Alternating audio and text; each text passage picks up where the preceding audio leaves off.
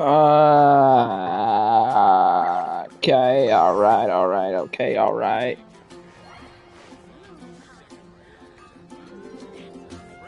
Am I streaming? I don't know. Alright. Okay, we are streaming. Alright, it's on. Hey guys, it's me, Zach and Hyrule, back at it again with... I almost said Fortnite, but we're back with Genshin Impact, and today, as you can tell by the title, we're gonna do Dain's mission. I couldn't pronounce his name there for a second. And also, these kind of quests are back, the Traveler's Tales, so we can reunite with some of our old friends and some people that we haven't even met yet. But I'm going to discuss something, and while I do that, I'm going to let everyone know on DeviantArt I'm streaming. Okay, so so maybe the morning when I did that Fortnite stream, apparently some of the stuff the music that was played during that stream, I think in both of them, some of the music was kind of copyrighted, and for some reason, it's no longer able to be played in Germany. No, not in Germany. I think in Russia. I don't know. But I do know that there's a setting in Fortnite where you can delete copyright music, but I had no idea at the time. Well, I saw it, but I might have forgotten about it. So I can do another Fortnite stream sometime, but if I get another copyright notification from YouTube, then I'm not doing Fortnite anymore. I just want to let you guys know on that. All right. So anyway, I was busy talking. I forgot to put the stream on. Hang on, give me a second. Okay, now I have to make sure it got posted. It did. All right. So, like I said, as you can tell in the title, we're going to meet with Dain, who is this guy who is a few years old, and he's helping us find clues about our twin. Okay, so let's confirm, go to quest, and we are in Natlan. Oh, and we got some ingredients progress. Okay, before we go there, let's go ahead and get those ingredients. Oh, and by the way, let me guys show you, while I was off stream, I have a new character. It is Kaniche. I don't know if I mentioned this last stream, but just in case if I didn't, we have Kaniche. And what is he doing? Oh, he's just... Okay.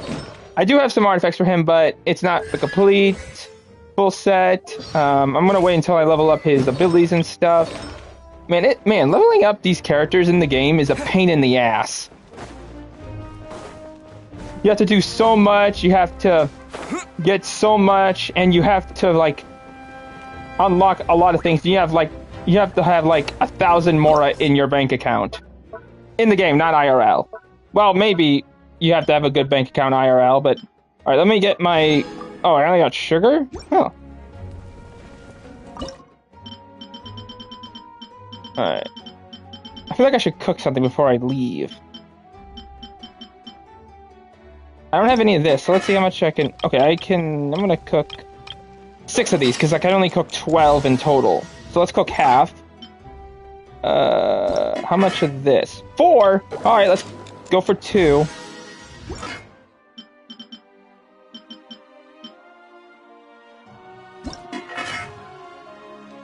Oh, I haven't cooked this fully yet.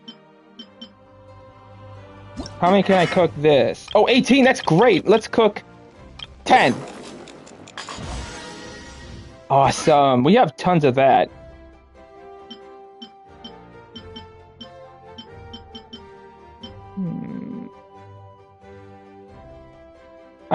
No, I can't. I don't have enough flowers for those. How many can I... 25! That's great! Let's cook 15.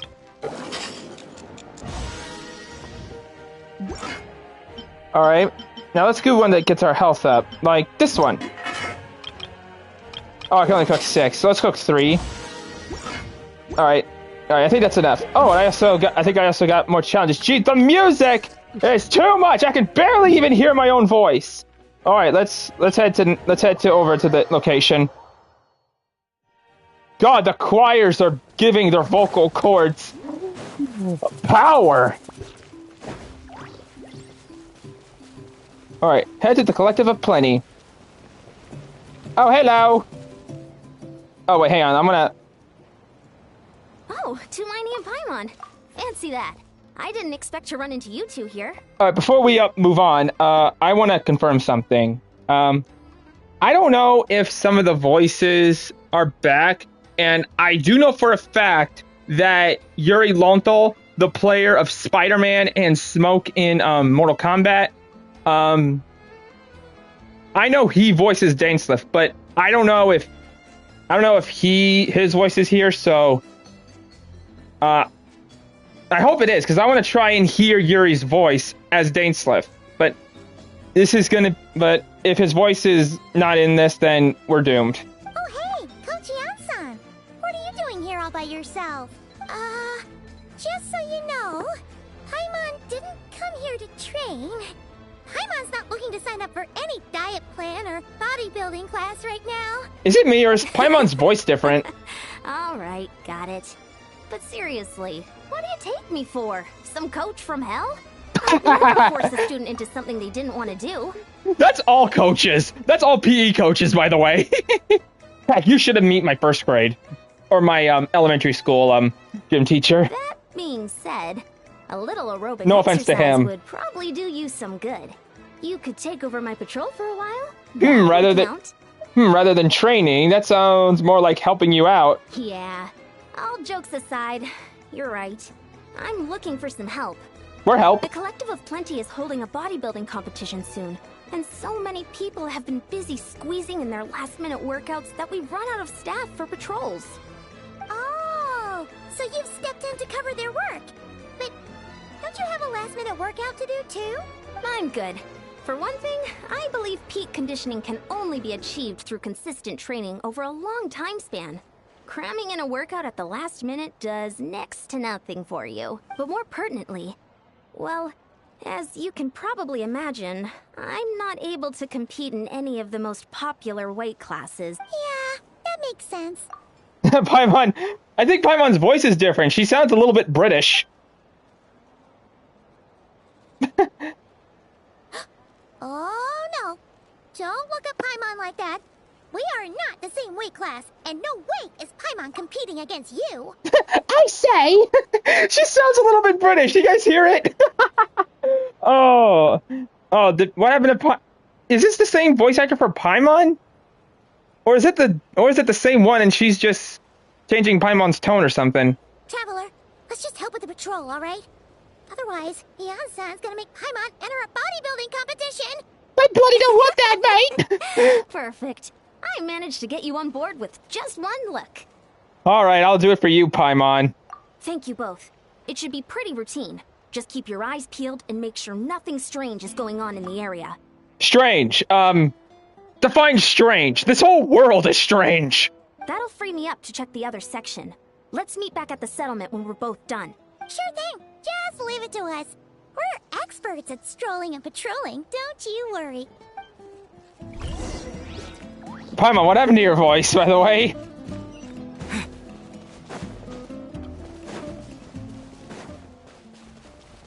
Alright, so we're going over here.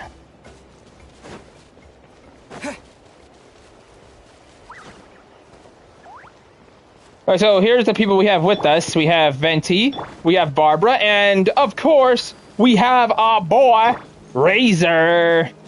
I swear to God, there's probably like maybe 5 or 20 videos of me streaming Genshin Impact and not having Razor in it. The beginning ones don't count, okay? The beginning ones don't count. Because I didn't know Razor back then. I would have loved to meet Razor's voice actor. What's this? Was there always a cave here? There's a...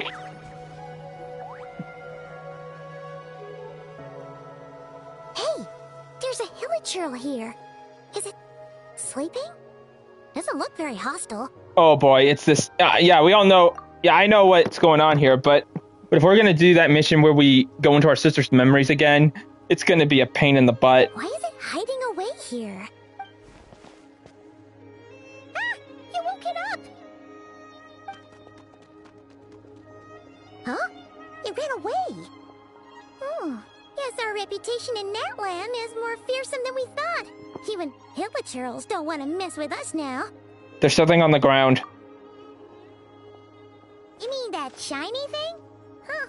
Must have dropped it as it ran off. Huh. Paimon bets that hilichurl thought it was a priceless treasure. It was probably planning to hide it here for safekeeping. Until we showed up. Let Paimon take a look. Hilichurls aren't the brightest, so it might not be worth much, but still. What is it? You look so serious all of a sudden. Isn't this just a regular old key? The style is unusual, though. Doesn't look Natlanese. Where do you think it's from? This is the key to the hibernation chamber on that spaceship.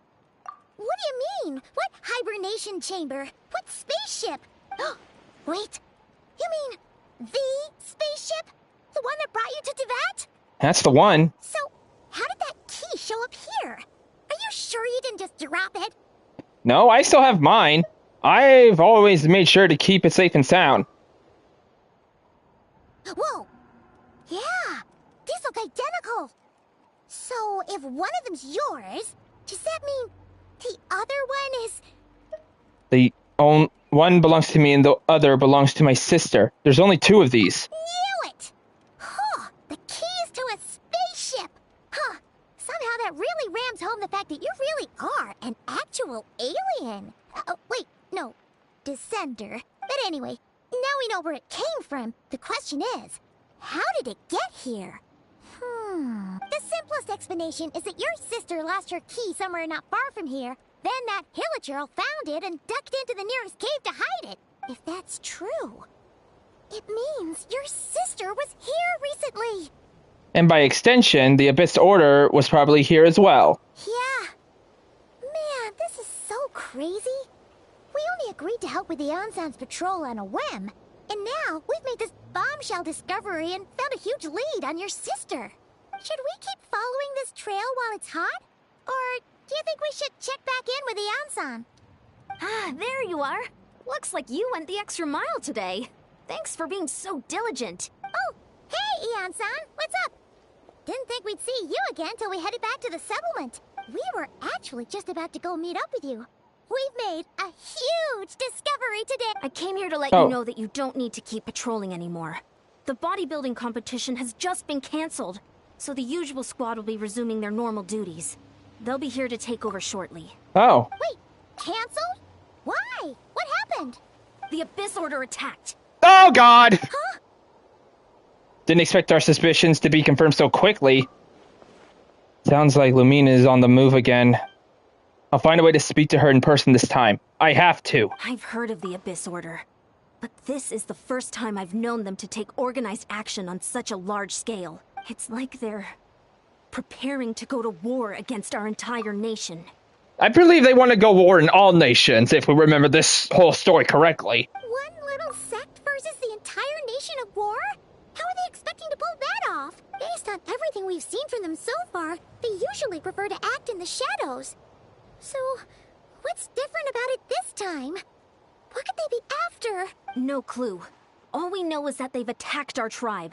But that doesn't tell us much. Our defenses are holding strong so far. So I'm gonna head to the Stadium of the Sacred Flame and see what Mawika knows.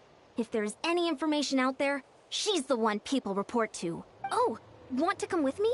I'm sure everyone will feel better knowing that the hero of Natlan is on the case. Well, I am keen to find out more about the situation. And I can provide some information about the Abyss Order. Great. Then let's head over together.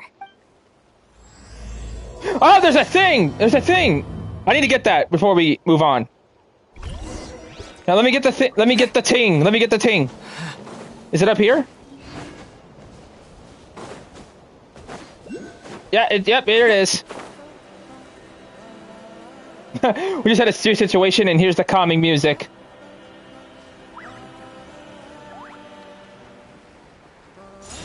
Nice. Hang on, there's something else over here. Let me get that real quick. Oh, is it? Oh, hazard warning. Oh, shoot. Should we be here? Yeah, we shouldn't be here. Anyway, let's head to the Temple of the Sacred Flame.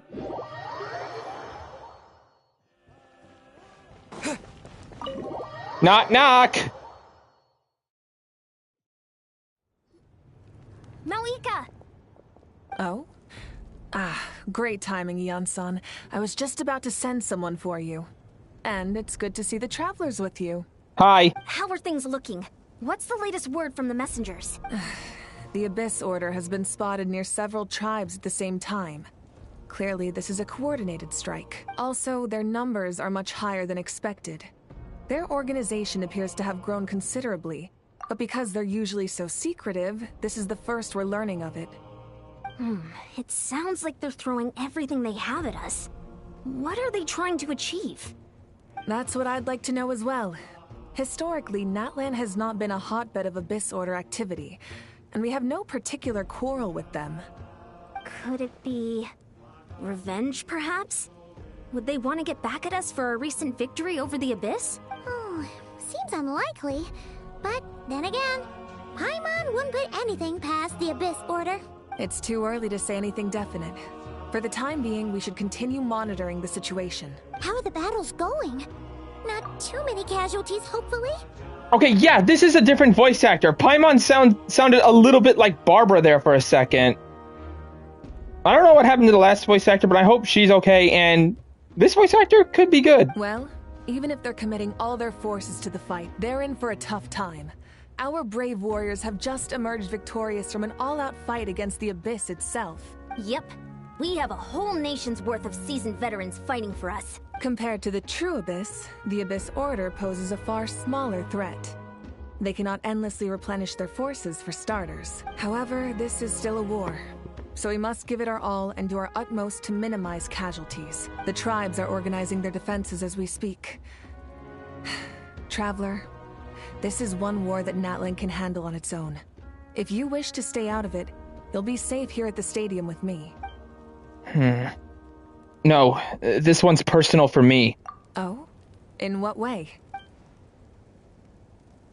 The current leader of the Abyss Order is my sister.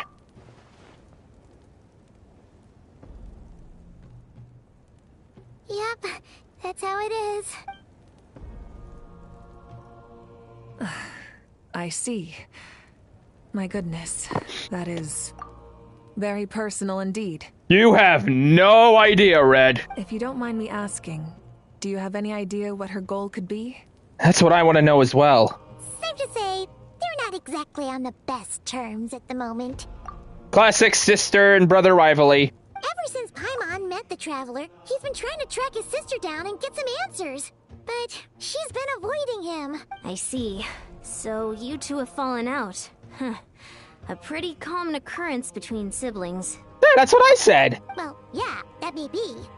But the stakes are a little higher where these two are involved. They certainly are. Although somehow it doesn't surprise me that a spat between the Traveler and Twin could affect the fate of the entire world. Just so I'm clear, you're still on Natlan's side, and you have no idea what your sibling is after. Is that right? Absolutely. I might even hate the Abyss Order than you do. Well, that's a relief. When you first mentioned your sibling, I was worried we were about to be thrust into an impossible position. Our reports say that the Abyss Order has focused most of their efforts against the Masters of the Nightwind. If you don't plan on staying here with me, I'd recommend going there to lend them a hand. Sounds great. I'll join you. Right now, the Collective of Plenty isn't facing a serious threat, so we should support the other tribes. Many thanks, you two. Anything you need, send word to me right away.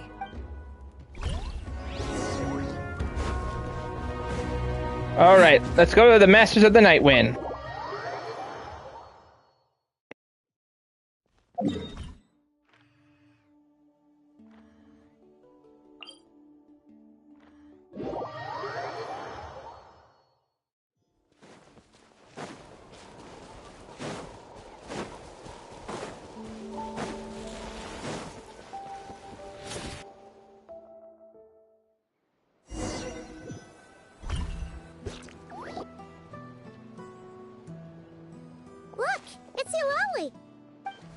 Huh.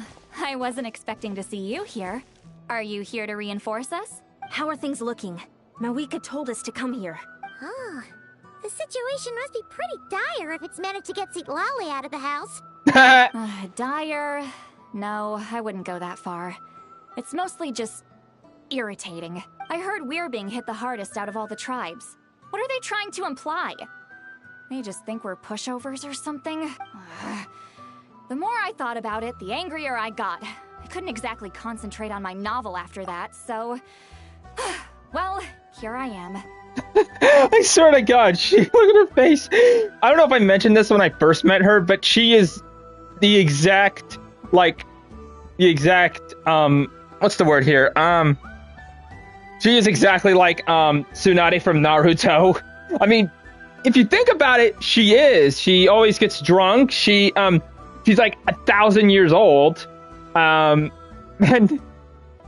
yeah, that's pretty much, I'm pretty sure there's other similarities, but yeah, that's basically what she's like. And it would be freaking hilarious if the voice actor of Tsunade from Naruto was playing as her. That would have been perfect. So, that's how they earned the ire of Granny Eatsley, huh?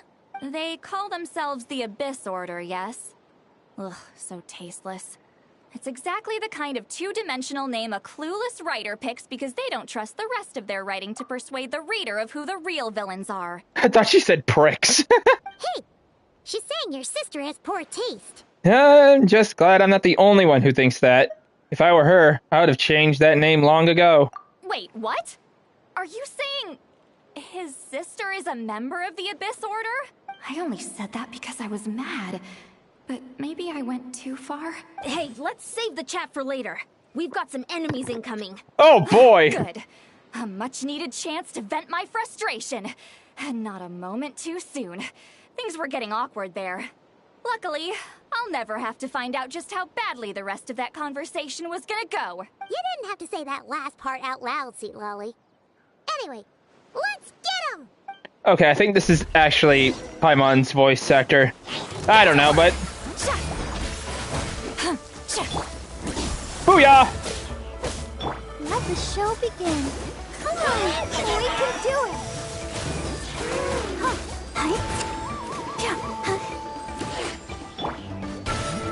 Show no mercy! Haha! You two! Time to end them! Woo! Uh-oh, more company! Time for takeoff.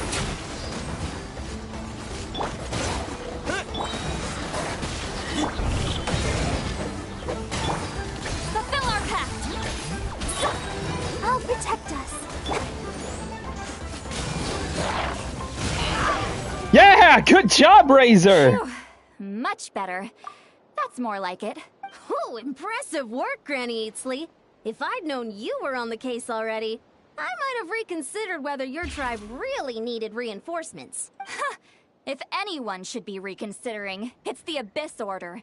They picked the wrong target this time. Experience says that if we head in the direction they were attacking from, we should find their stronghold. Why don't we press our advantage and destroy their base?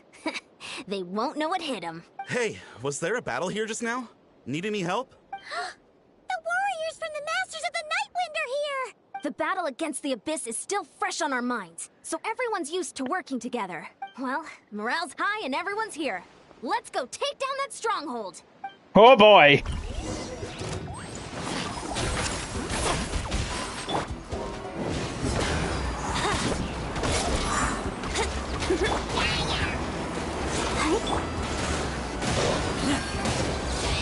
Think you can get away?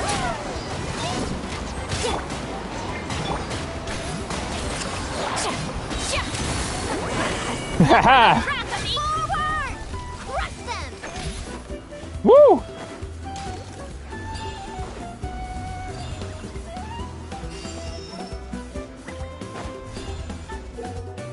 Okay, Darla cannot stick to the base sword. Okay, we have to destroy those things. Oh, we have to destroy them. What is that thing? It's like it's draining the strength right from my body. Find a way to destroy it!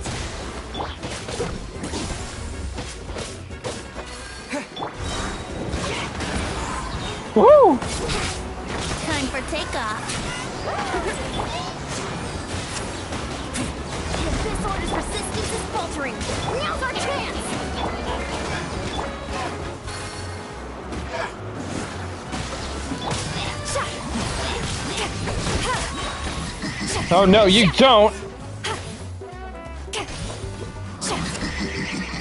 You two! Booyah! End them!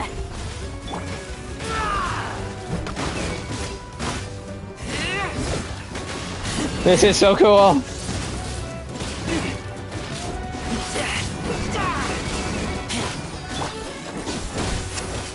Let the show begin. Hi.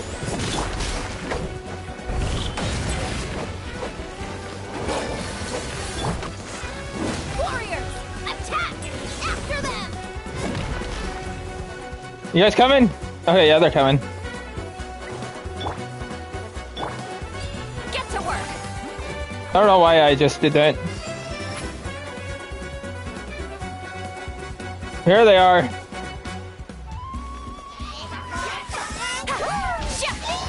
I'll protect us.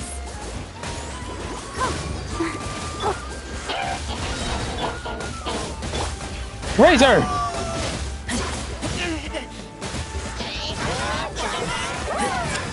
Oh god, you can't see. The boss up there.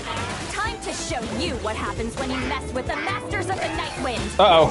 This is the abyss will pay the price. Pay this price! Oh god. I taste blood. Show no mercy.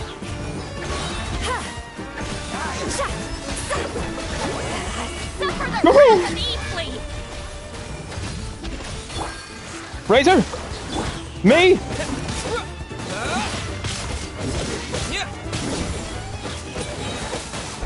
Booyah! Uh-oh.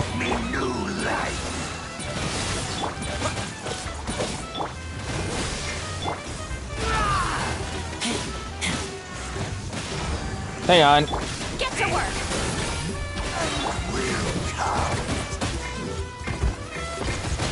Come on, Granny, Granny. Oh, there we go. I was pressing the wrong buttons. Laline, East Papa, get him. Here we go.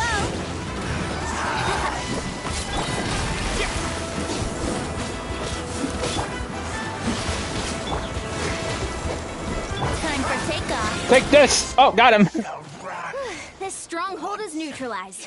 Good work, everyone. Huh. The Abyss Orders all bark and no bite. I can't tell if this is the same voice actor or not. This was anticlimactic. I was hoping for a personal apology at the very least.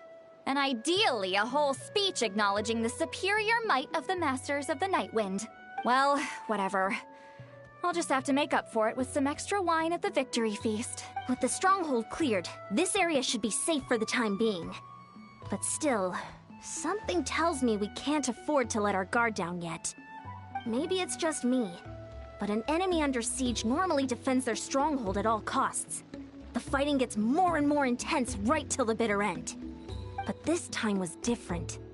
With a few exceptions, most of the enemies here gave up and fled the moment that... well, I don't know, but it seemed like they sensed something. Huh? Not sure I follow. They did a tactical retreat, that's all. It's just a different strategy. I'm not convinced. Don't forget, they're radicals who chose to wage war on an entire nation. They don't do things in half measures. It seems out of character to cut their losses and run like that. So you're saying there's more to this than meets the eye? I'm saying we don't know enough to be sure of anything at this stage. So let's stay alert and keep our defenses at the ready. So, we're no wiser to the Abyss Order's objective. Back to square one. If only I could get Lamine to talk to me. I could get answers for all of us. I'm heading back to the Collective of Plenty. That key is our only lead so far. Paimon had a hunch you might say that. But you're right. If we can somehow use that key to track down your sibling, maybe we can end this war before things get serious. And maybe you can finally get some answers. Wait, you're leaving? But I was still debating whether to invite you to the first victory feast. Go ahead, you two. See, Lolly and I will take care of things here. Alright.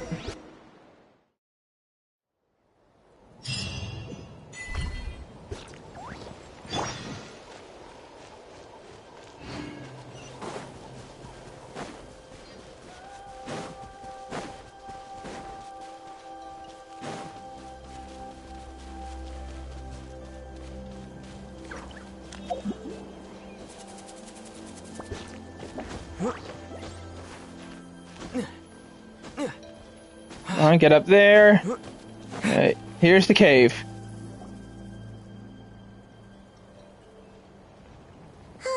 And we're back where we started. That Hilichurl probably found the key nearby, right? Let's look around for clues. There's no time to waste. The Ansan and Lally are waiting for us.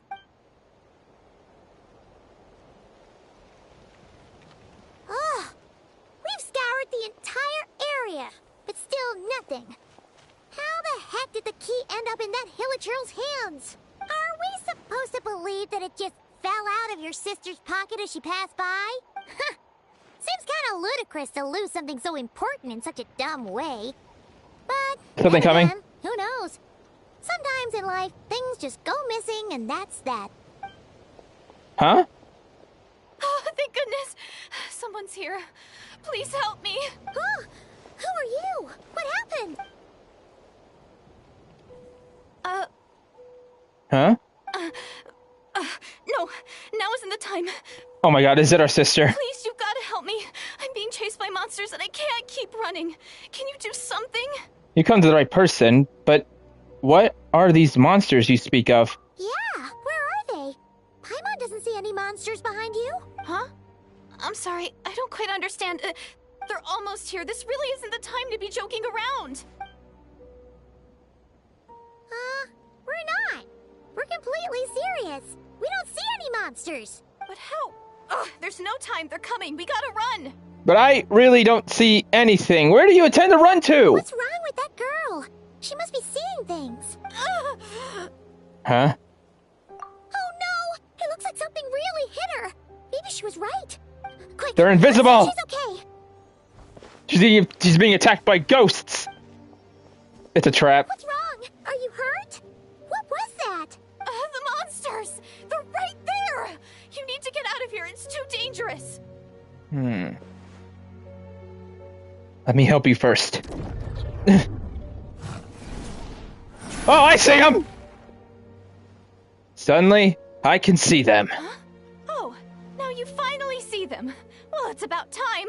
I nearly kicked the bucket just now. I'm sorry. I'll take care of them now. Great! Thank you, Savior. Savior? Duh, I'm saving her life!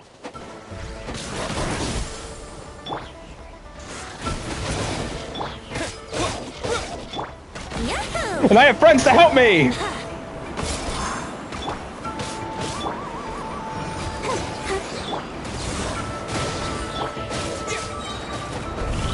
Booyah! Ow. Here we go. Yeah!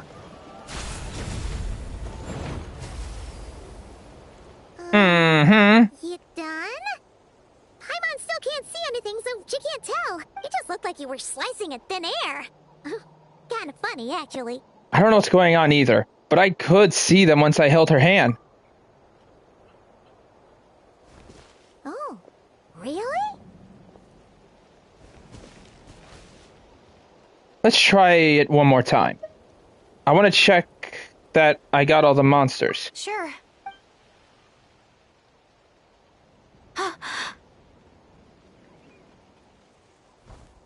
What? What's wrong? It's nothing. It's okay. I can see they're all gone now. No need for you to check. I didn't think much of it when the monsters were breathing down our necks, but now that I've calmed down, holding hands with you like this, I'm just a little shy, that's all. Didn't mean to make you uncomfortable. Huh? Have you never shaken hands with someone before? You sure get flustered easily. What, is this a love interest for me? Well, anyway, I haven't had the chance to introduce myself yet. I'm Deirdith. Thanks for, saving me just now. I'm really grateful for your help. No worries. Paimon's Paimon, and this is the Traveler. Hi. With him around, you'll be safe from any monsters. As long as they're visible. So, what was the deal with those monsters just now, anyway? Your guess is as good as mine. I could see them the whole time, so when you said you couldn't, I thought you were making fun of me. Whoa! That must have been scary. The idea that we'd stand by and laugh while some poor girl was being hunted down by monsters?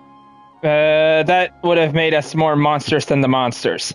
I'd never do something so horrendous. Don't worry, we aren't like that. When we say we can't see something, it's because we really can't see it. But more importantly, did the monsters hurt you? How bad is it? It's nothing serious. But I did sprain my ankle back there. I won't be doing any more running for a while. There's a cave nearby. Well, we were just near it. Why don't we rest there for now? Oh! Good idea. We'll take you. The traveler gets a girlfriend? Question mark? Thank you so much. Despite getting injured, I still feel much safer with you around. I'm gonna stay here until I heal up. Don't want to risk running into any more monsters. Yeah, you already took a big enough risk coming out here all on your own. So, where are you from, Deirdith? A small village, far away from here. I walked for what seemed like forever and lost my way, so... Yeah, I have no idea where I am anymore. Maybe all these trials and tribulations are part of the journey. No one said finding the savior was gonna be easy. Huh. That's the second time you called the traveler a savior. What's all that about? Oh, sorry. It just slipped out. I was caught off guard. The resemblance is so uncanny. Anyway, let me start from the beginning. There was once a sage who passed through my village. People got the sense that she was truly omniscient. The sage said that doomsday was coming. But as that day approached, a savior would reveal themselves to us. The day of disaster is almost upon us. So my grandmother begged me to leave the village and find the savior before it's too late. Doomsday? I've heard people talk about the savior since I was a kid. Growing up, it really made an impression on me. The description is practically etched into my mind. So when I saw your golden hair for the first time, it was like this image that's existed in my mind's eye all these years suddenly came to life. Everything matched. Oh, so that's why you were lost for words when you first saw him. Are you sure it's because you're not into me? Well, the Traveler's definitely got what it takes to be a savior. And he's already got a ton of titles, so he won't mind one extra. Well, this is getting full, Paimon. Actually, I don't think it's him. Ouch! What? But didn't you say that everything matched? Everything except the gender. The savior was described as a young woman. Oh, for goodness sake. There are gender requirements to be a savior? Really? I think I know who it is. There's someone out there who matches all the requirements. Oh, of course. If it's not you, then it's gotta be her. Who? Who is it? My sister. You have a sister? Well, then that's it. Oh, it's her. It has to be. Oh, thank God. Please, can you take me to see her? I don't know where she is. Huh. Maybe, if you're lucky. It just depends if we can find her. Huh? But isn't she your sister? Sorry. Looks like Paimon steered this conversation back to the fallout between you two.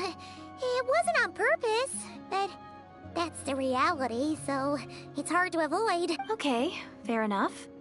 But since you're looking for her anyway, why don't we team up? We might stand a better chance if we work together.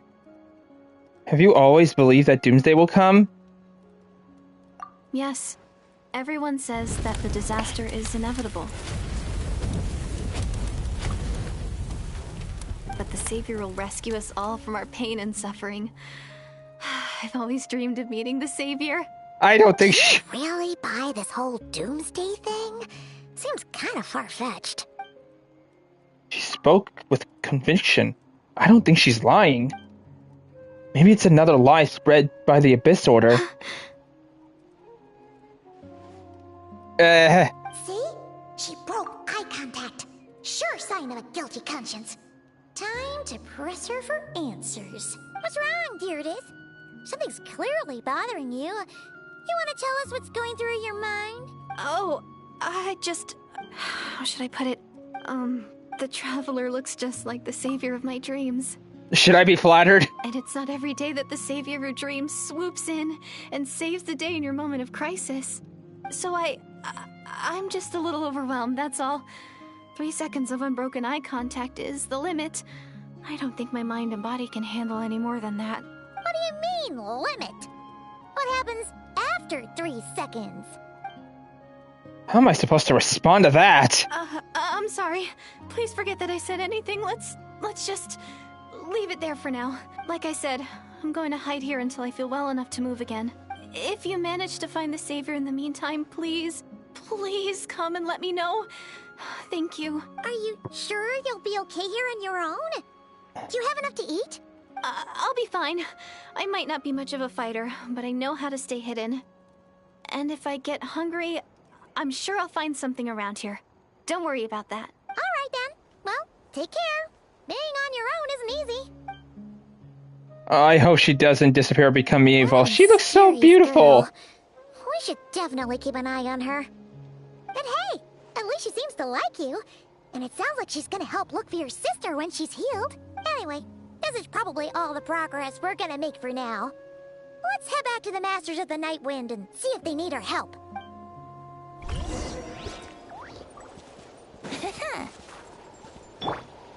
Oh my, I really hope she's not evil.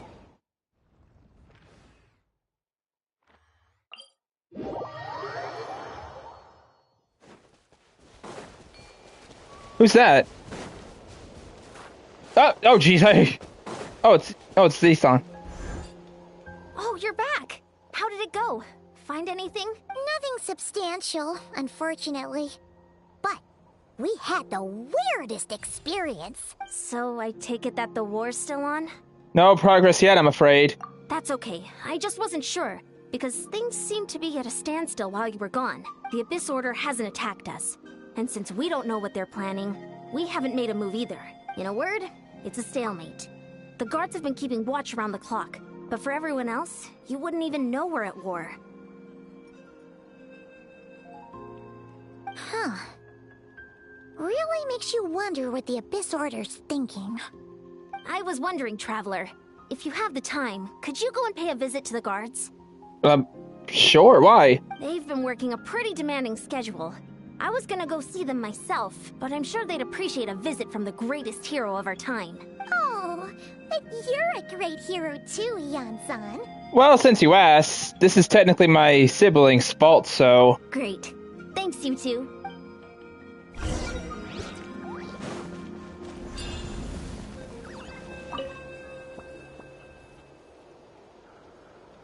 Wow, Tumaini, our hero. We've actually fought together before. You probably don't remember it, though. Yeah, sorry, I don't recall. That's to be expected. You took point, and I was much further back in the ranks. I saw you, though. You were a great inspiration to us all. Thank you for standing guard this whole time. It's all good. Honestly, it's not been that much work. Haven't heard a peep from the enemy. Have you seen anything out of the ordinary? Nothing that would indicate an impending attack. I've spotted a bunch of Abyss Order operatives, but they weren't acting hostile, just hanging around. There were even moments out of an Oh shoot, sorry, I didn't mean to skip. I asked some shamans from the tribe to take a look and see if there was anything nefarious at work, but they didn't sense anything untoward, so we just put it down to religious ceremony and left them to it. Huh. Interesting. Oh well, the more time they spend meditating, the less time they spend trying to beat us to a pulp. It seems suspicious, though. Could this be related to their true objective? Well, the shamans didn't raise any concerns, so how bad could it be? As far as I'm concerned, so long as they don't pose an active threat, they can do all the cult worship activities they want. Besides, as soon as everything's in place and we're ready for an all-out offensive, there'll be no match for us. Huh. Sounds like morale is pretty high.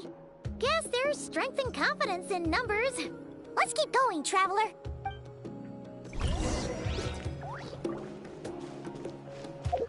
Alright, hold up. Alright. Yeah, we just got a few things. There we go.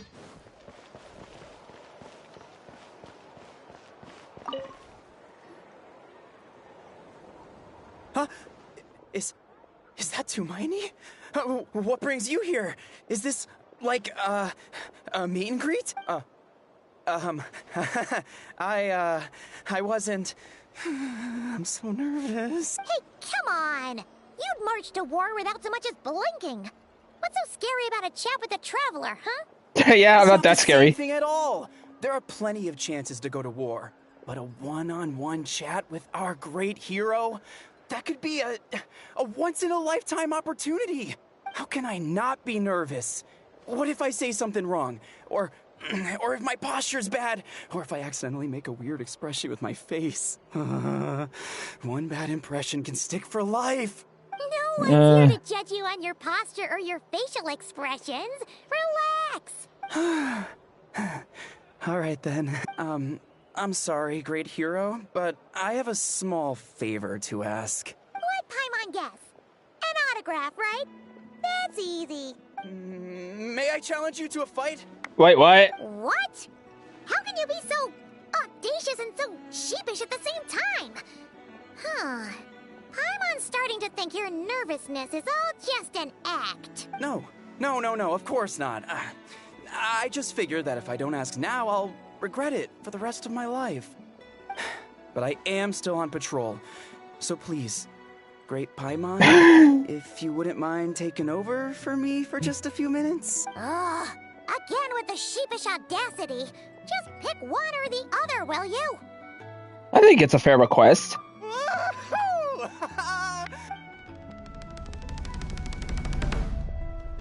I just cut his head off.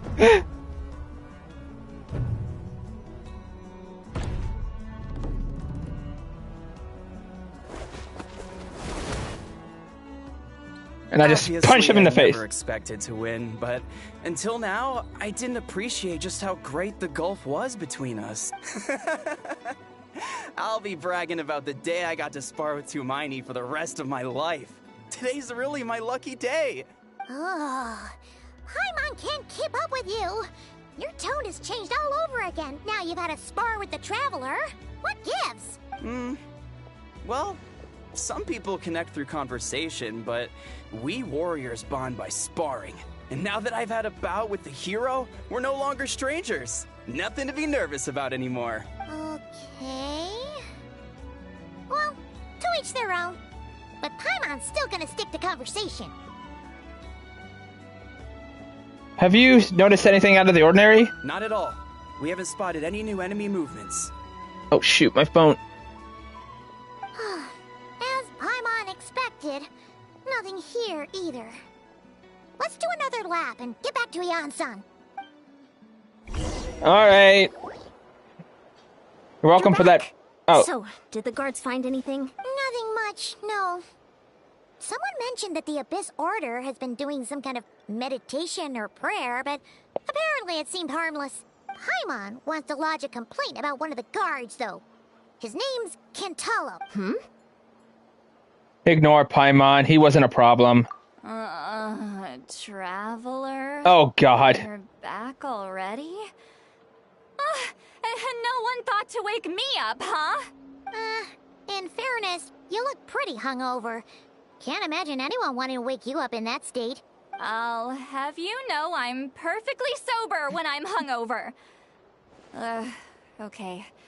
I'll admit that sounds strange at face value, but regardless, what I meant to say is, I heard something about the Abyss Order engaging in meditation. Yeah, that's right. Does that mean anything to you, Siglali? I sensed something strange in my dream. It was vague, but it seemed as if some noise had found its way into Natlan's ley lines. Oh, what does that mean? Hard to say. I don't think it had any tangible effect on the Night Kingdom or on our ley lines, but still, it's like a signal that exists on a different dimension of reality. It might not interfere with ours or pose any detectable risk, but I just get the sense that something strange is going on. Oh. So even someone as familiar with the ley lines as you can't tell what's going on. No wonder the shamans that Satura called to the front lines couldn't sense anything. Ian-san, I think we should go talk to the chiefs. There's no point dragging this out. We need to take the initiative and drive the Abyss Order out of Natlan for good. If that's the Council of Granny Eatsley, I'm sure the chiefs will agree. But it will still take us some time to gather the required force. In war, adequate planning and preparation is the key to victory. Sure, but the finer details aren't my concern. Anyway, I'll leave you to it. Just remember to come find me when you're ready to talk to the chiefs. Actually, since you're here, Salali, I might as well ask one more question. Oh? Sure, what is it? Have you heard of monsters that are only visible to certain people? Huh, you mean only select individuals can see them? Now that's a strange one. I guess they could be manifestations of a disturbed psyche? Or extreme negativity embodied Sorry, I in was physical fixing my form? mic. It could also be a simple case of dead monsters whose souls got stuck here somehow. Well, I say simple. Things quickly get confusing when you start looking into monster souls. For starters, trying to figure out which classification system to use is a real pain in the— Alright, we get it! Granny Eatsley's learning and wisdom knows no bounds. But could we just get the short answer? Hey, I was just thinking out loud. You really think I was just trying to flaunt my knowledge? Anyway, the short answer is there are many potential explanations for the kind of phenomenon you describe. That said, it's not something I've ever encountered in all my years. Whew, wow. Okay. Well, if Granny Eatsley's never seen it, it might as well not exist, right? Hey, I'm not that old. I agree. It's hard to say what it was for sure. Care to elaborate on what happened? This all sounds rather mysterious. Really? You had to hold her hand to see the monsters? That sounds a little contrived. Huh? That's the part that bothers you? What, are you freaking jealous? Maybe the point is more that it requires direct physical contact, whether that be hand-holding or otherwise. But that's neither here nor there. What bothers me is, it sounds like she's convinced that your sibling, the leader of the Abyss Order, is a savior. That really makes me question whose side this girl is on, and whether what she told you about her background is actually the truth. Sorry if that comes across as paranoid. It's just hard not to be suspicious of everything when we're in the middle of a war. Actually, Paimon feels like you make a fair point. Whoever this girl is, she sounds like bad news. Okay, well, you're clearly just jumping to conclusions. Do you think she's a spy? Or do you think she's some kind of weapon? It's hard to know what to make of it. A young lady all by herself, lost in the middle of nowhere, sees monsters that no one else can, calls the leader of the Abyss Order her savior. At the very least, we should remain vigilant. Keep a close watch on her. Sounds sensible. On that note, we probably shouldn't have left her by herself in that cave. Traveler, we still need some time to muster our forces. Maybe you could check on her if you're not busy. Just be careful. Might as well. She seems to trust me after all. Happy to, although I doubt she means us any harm. It's settled then. Let's go check on her. I mean, where's Dain, by the way?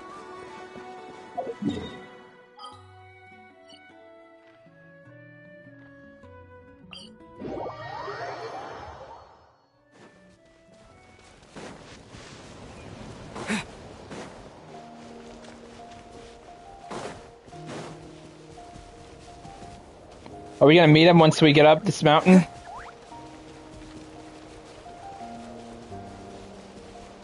Yeah, let me check the stream. Alright, we're doing alright.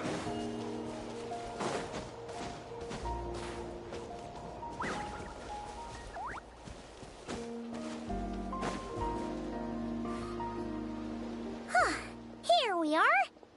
Deirdre will still be here, right? Oh, it's so quiet though. Uh-oh. What if Yansan was right? Maybe she never intended to stay here at all. Let's stay quiet and move carefully.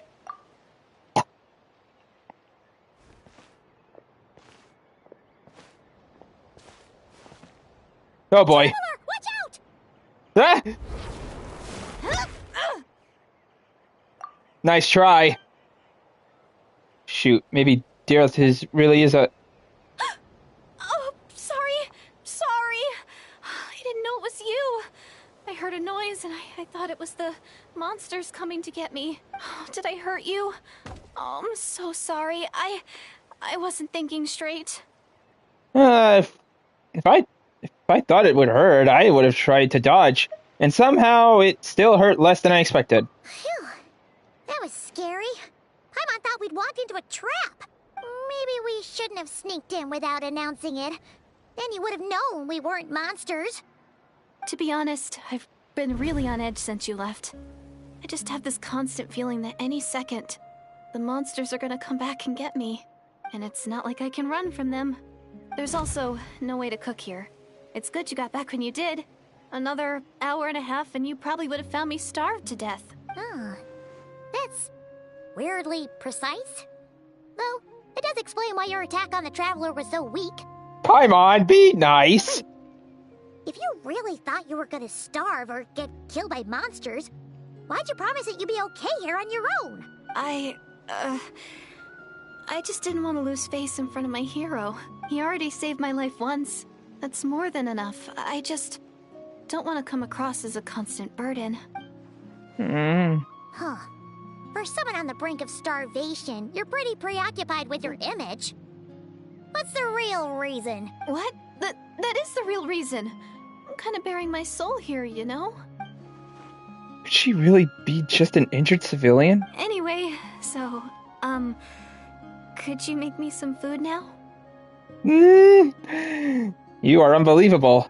Sure, I know just the recipe. Only takes an hour and a half. Oh, Paimon's getting hungry now, too. Go on, then. You can join us for dinner. Oh, wow. Whew. I am so full. Thanks for saving me, again. Starvation feels like a distant memory now. No trouble at all. That's 2 flavors you owe me now. Hope you're keeping count. Huh. You can really pack it away, Deardith. Guess that explains how you had the energy to make it this far. Yeah, she's like you, Paimon. I tried so hard to hold back, but it looks like I still came across like a total glutton. Paimon didn't even realize how late it is.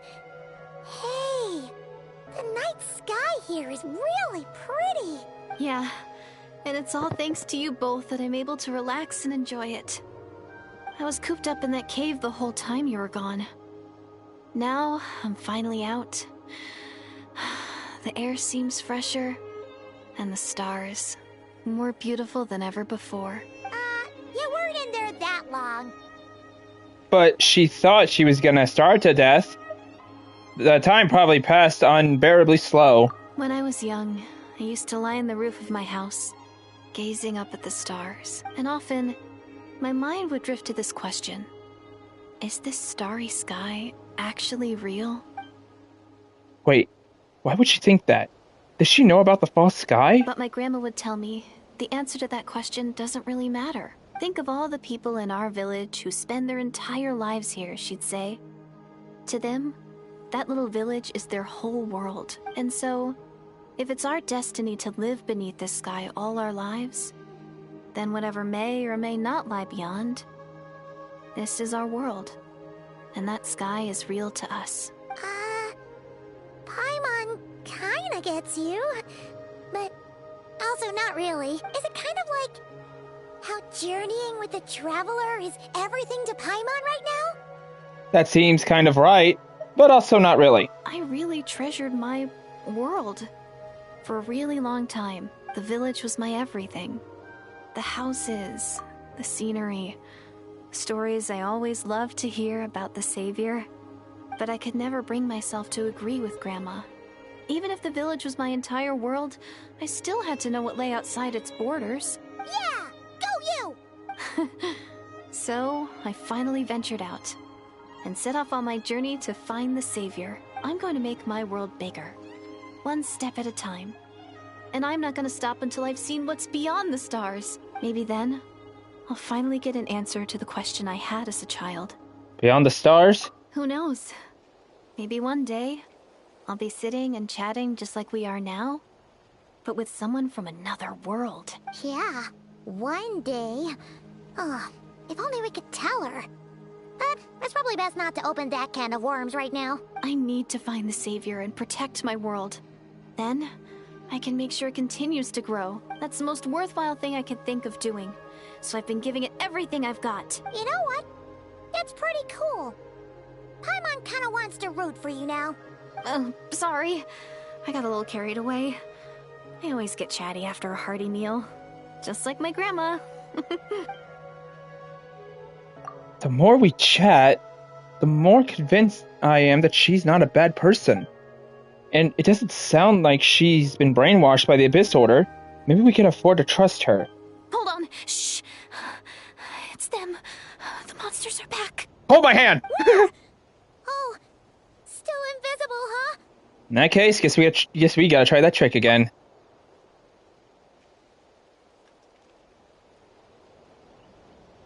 Can you see them now? Huh? Got him. Yeah, stay back. I'll handle them.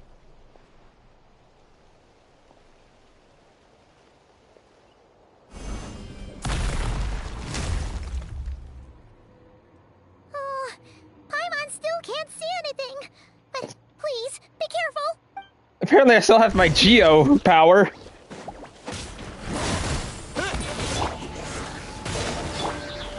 Ready, steady, Barbara! go! Let's play. Think you can get away?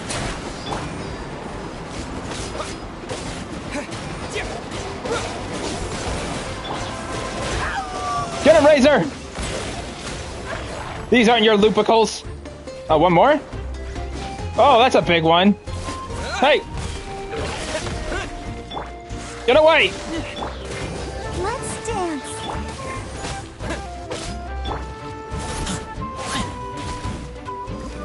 Here we go. Woo!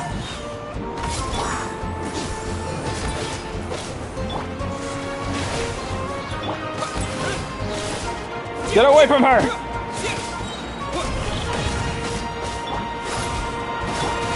Time for takeoff. Oh, come on.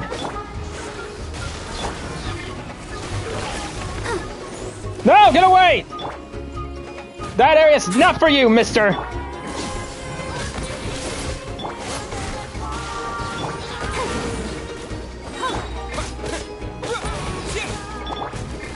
Come on.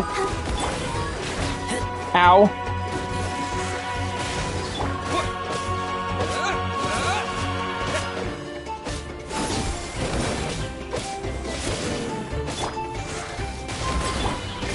Come on. Ow.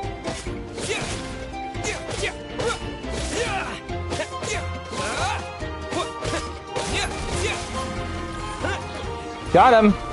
Oh, come on.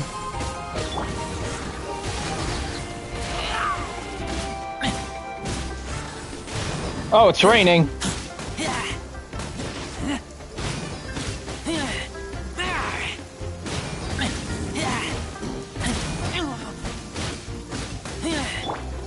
Woohoo!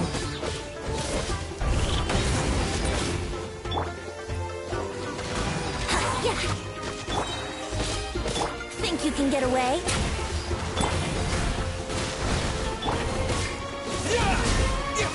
Yahoo!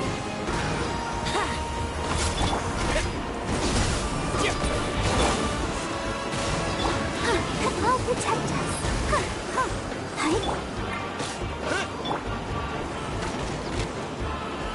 Here we go.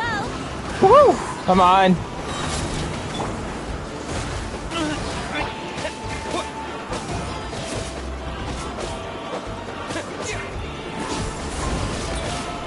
Time for takeoff.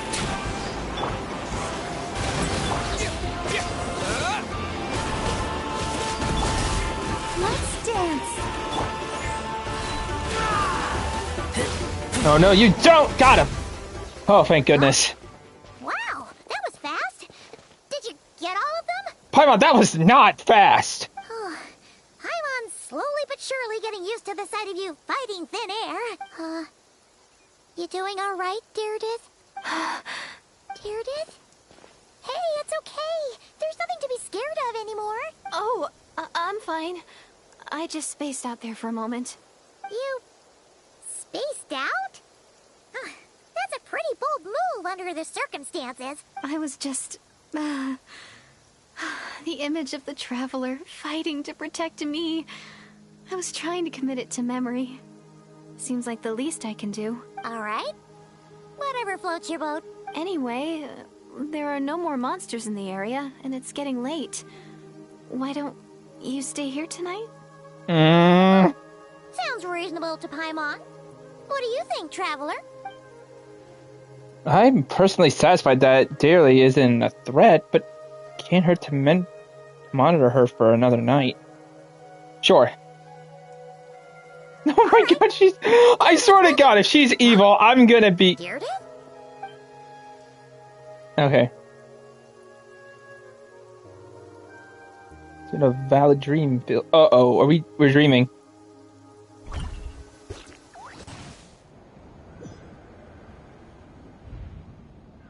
Uh-oh. This is the Night Kingdom. Oh boy.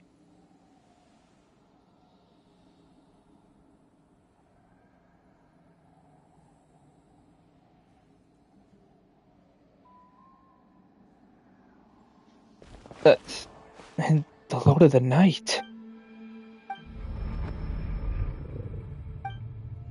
My head hurts. My headache, it's gone. I think I hear a voice in the darkness. Doomsday. A fitting name indeed. Oh, she had a flower, the same one that... Was she her? A blood-red sky. Wild beasts that slaughter all in sight. Endless pain. A terrible curse that cannot be reversed. And the birth of a savior.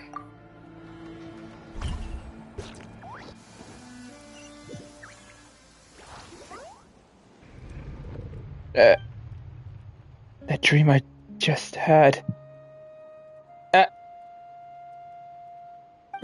You're awake. I'm sorry. I didn't mean to, Was she holding my hand? You just look quite distressed, like you were having a nightmare. I thought if I took your hand into mine, you might find it soothing. At least, that's what my family always did when I had nightmares. But it didn't seem to work on you. In fact, I think I made it even worse. I'm so sorry. Oh, is that right? You better not be trying to pull a fast one on the Traveler. Paimon. Don't be so... I have more self-control than that. Self-control? What does that have to do with it? I can still remember. I still can't remember anything. What did I see in my dream just now? I saw Lumine in the Night Kingdom, very start of the dream, but I can't remember what happened next. Never mind. If the memory's gone, I can't force myself to remember it. I'm gonna go back to sleep. We could catch up tomorrow morning. No way is Paimon getting back to sleep after this. You go ahead. But for the rest of the night, Paimon is staying up to keep an eye on this young lady. Oh, do I really seem that shady to you? Paimon's like the strict mom or dad. Well, dads are more strict to their Deirdith, there should be enough food for 3 days. Make sure you eat the perishable stuff first, so nothing goes to waste. You can't tell which stuff is perishable, right? Yeah, I can tell from the ingredients. Thank you so much for making all of this for me. 3 days will definitely be enough time for my ankle to heal. Then I'll continue on my journey to find the savior. Or you could stay with me. But seeing that flower in Lumine's hand, I feel like she's gonna betray us, but I don't want her to! Alright, then we'll be off. Bye for now, Deirdith. See you? Wait! But if this is goodbye, how am I supposed to find you again? Oh, I mean, what if I find your sibling? How am I supposed to let you know? Ah, that's a good point. We share the same goal, but we're constantly on the road, so we've got no fixed address. How about this? When the time comes, you can just write a letter to Mawika. She'll be able to find us for sure. Mawika? Who's Mawika? Hold on. I think I see something over there. Abyss! It's the Abyss Order! They're here!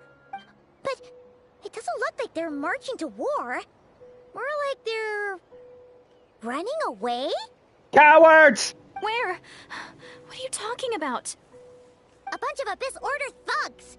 You don't see them? They're heading right this way. Wait a second. That's strange. I guess it's my turn to not be able to see the monsters. I bet that tried and tested method will allow you to see them. You're right. I see them now. You weren't joking after all. So this is what it's like. Huh, now we're even. What a weird situation. What is making these monsters invisible? Is it Deerdit? Or the monsters themselves? Or is it us?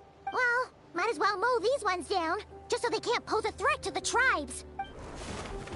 Hey guys! Woohoo! All done! Their morale seems super low. Guess they really were on the run, huh? So, there's no more of them, right? I still can't wrap my mind around this. Why couldn't I see them until you took my hand?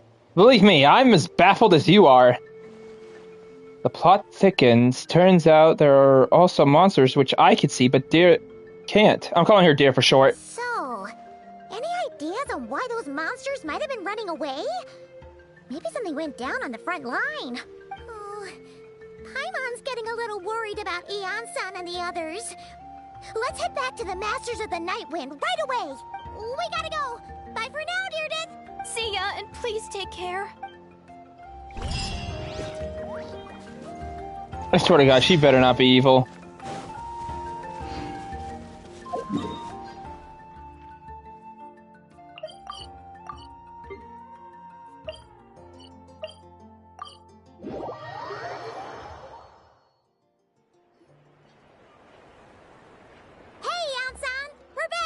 We ran into quite a big group from the Abyss Order just now.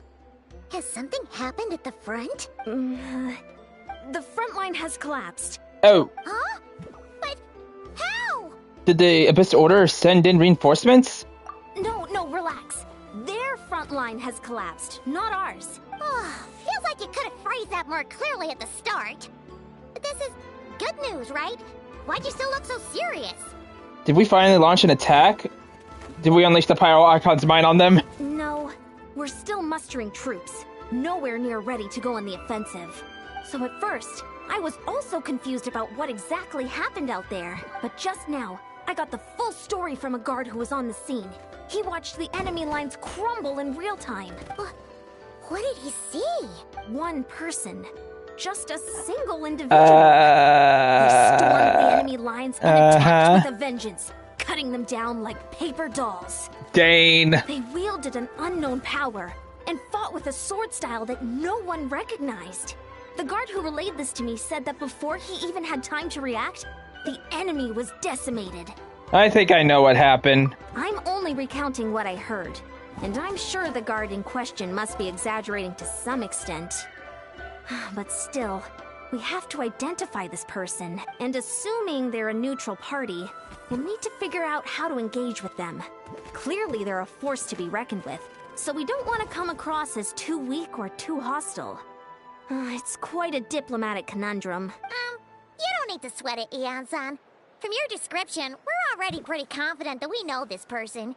Honestly, with the Abyss Order acting out so publicly, it's about time he showed up. Yeah, who else could it be? He never misses an occasion like this. Dainsleif. Yep. I was supposed to say it too, but... Alright! Let's hope that he has his voice. Alright. We gotta run all the way over there.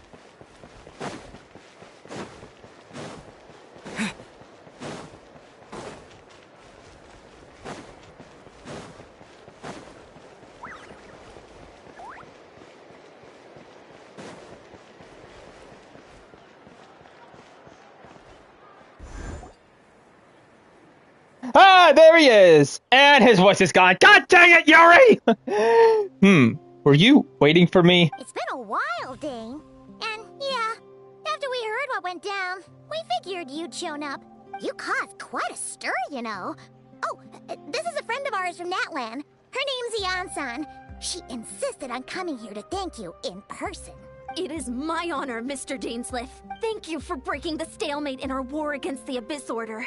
Natlan is fortunate to share a common enemy with such a mighty warrior as yourself. No need to thank me. I hunt the Abyss Order for my own reasons. Please don't mind him, Ian-san. He always talks like that, but he's a pretty nice guy deep down. It's quite all right. Uezo Janssen respects those of great power. It's quite clear that he meant no offense, and I am still delighted to make his acquaintance. Anyway, since you're old friends, I'll leave you to catch up for now. Take your time. Sure thing. You probably have plenty of other stuff to do anyway, right? Since this war isn't exactly over. See you later, Ian-san! I was looking at my phone.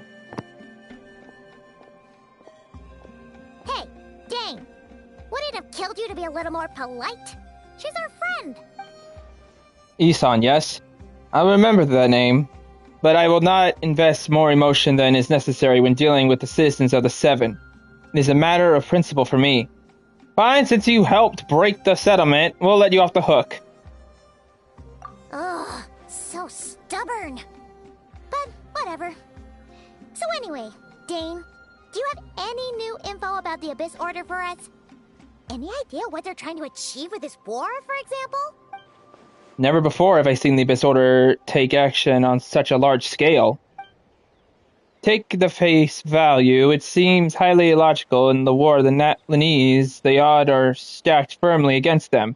They surely cannot be aware of this. Their true goal must be a deeper one. We thought so too. But it sounds like you're no closer to learning what that goal is than we are. I've been one to chase for some time. Even captured and interrogated several Abyss Order members. Yet, I'm still none the wiser. I can only assume that they've gone great lengths to keep their real operations a secret. I have a bad feeling about this. The Abyss Order is wasting a lot of forces attacking Natlan. So whatever they stand to gain must be an enormous value to them. What do you think we should do?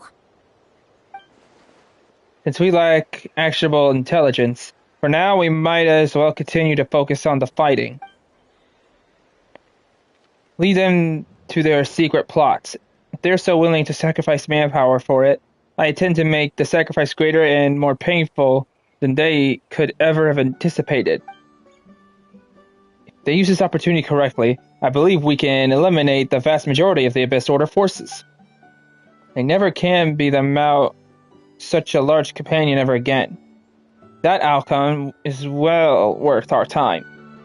And the sooner we can do that, the better. That's right. The ideal scenario would be to destroy them before they can reach their goal. Paimon gets it. Nothing in the world can satisfy you like making mincemeat out of the Abyss Order, right? Right. Wow. Okay. A rare, candid response from Dain. Sounds like Dain's one-man attack on the enemy front has him in a good mood. What about you? Any news from your end? Well, actually, we found his sister's hibernation chamber key near the Collective of Plenty. She must have lost it. So she's here in person, unsurprising. Even the scale of the operation. Oh, and there's more! After finding the key, we also ran into this weird girl. She kept seeing monsters that we couldn't see. And then, this other time, we saw a load of monsters, but she couldn't. She also said she was on a journey to find the Savior. Her description of this Savior matched the Traveler pretty closely, so we figured it's probably his sister. Hold on. That girl called her the Savior? Yeah, that's right. Is something the matter, Dain? The last time I heard that term was before the Cataclysm. And not just that, it referred to your sister then too. But who would still believe that the myth of the Savior when the Cataclysm has already taken place? It makes no sense. That term's been around, even before the Cataclysm. Wait, wasn't his sister called the princess, though? Where did this savior thing come from? Well, when she was first granted the title of princess, the Vesnir king and the entire court of Kanra set out loudly proclaiming the might that she would bring to the nation.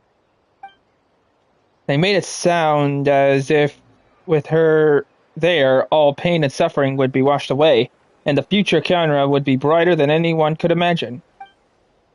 The savior was a celebrity title given to the princess by those who believed this rhetoric. Of course, you know how the story ended. In hindsight, the cruel irony is glaring. All that title really stood for was the Vesnir king's lust of power. Oh, sounds like the people of Conria really believed in her. Is that why Lumine is so determined to receive their homeland? Because she thinks she's failed Kanya's savior? But that certainly doesn't explain everything. There must be another reason. As for the girl you meet, allow me to allow some spoocation. I suspect she descended from pure blood Kanya's affected with the curse of her... immortality. They must have resettled somewhere remote, cut off from the rest of the world. That would explain how her retain their ancient beliefs, including the myth of the golden-haired savior. Ah, Paimon gets it now. So, a bit like Kaya, except she grew up somewhere more isolated? Still, that doesn't explain the invisible monster situation. If she can't provide us with any more viable intelligence, I suggest we shift our attention back to the Abyss Order. Sure. Also, why don't you stay with us at the Masters of the Night Wind for tonight? You must be tired after all that fighting today. I will consider it, but we must discuss our next steps first thing tomorrow morning. We can't give the Abyss Order any time to regroup. Alright, so she's immortal. Alright, before we continue on with the story, I want to see who's available. Yeah, I want to do these real quick. So let's see who's on the talking for now. We'll do 3 people, and when we find those 3 people, we'll go ahead and go back and do the mission. Anyone from Inazuma?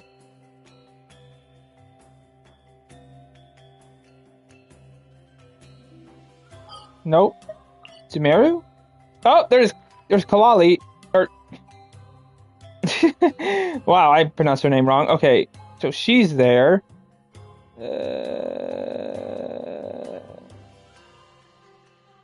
Fontaine.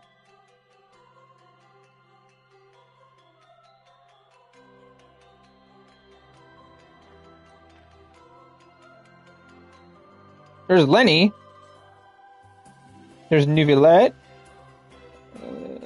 Okay, those are the only 3 I see so far. So let's head over to Kalali, see what she's been up to. Also, I doubt her voice is working. Can we get a list of people that are on mute? Where is she?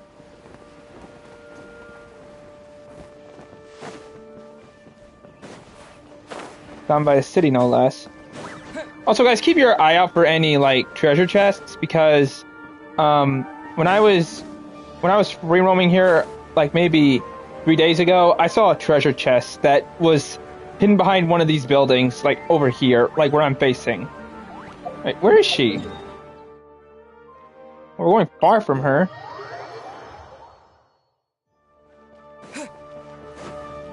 Is she inside the thing?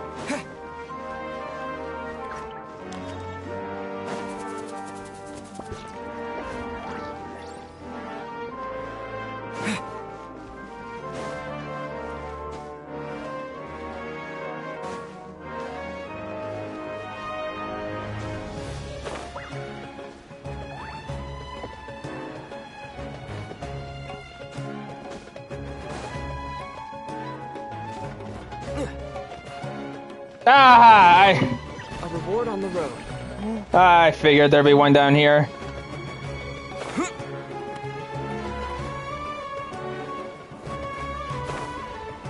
Maybe she's inside here. Let's check here.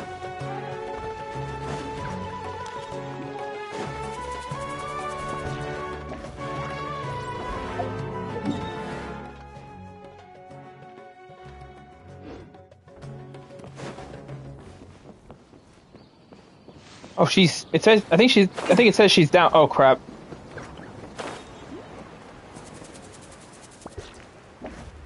Is she over here somewhere? Oh, she's on top of us, so she could be, wait, where is she? Currently oh, she's in the house of, okay, she's inside, okay. Okay, so we have to go inside the thing, so we have to... How do we... Alright, hang on, let me find the entrance.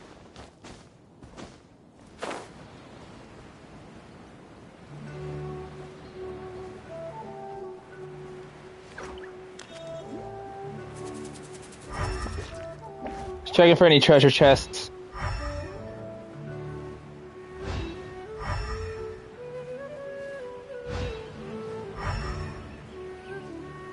Here's the entrance.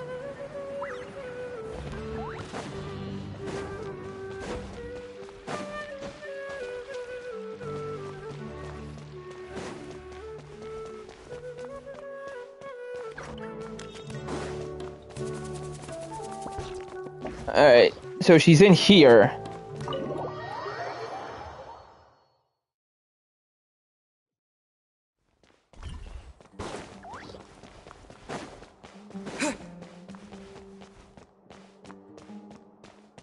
But, oh, here she is.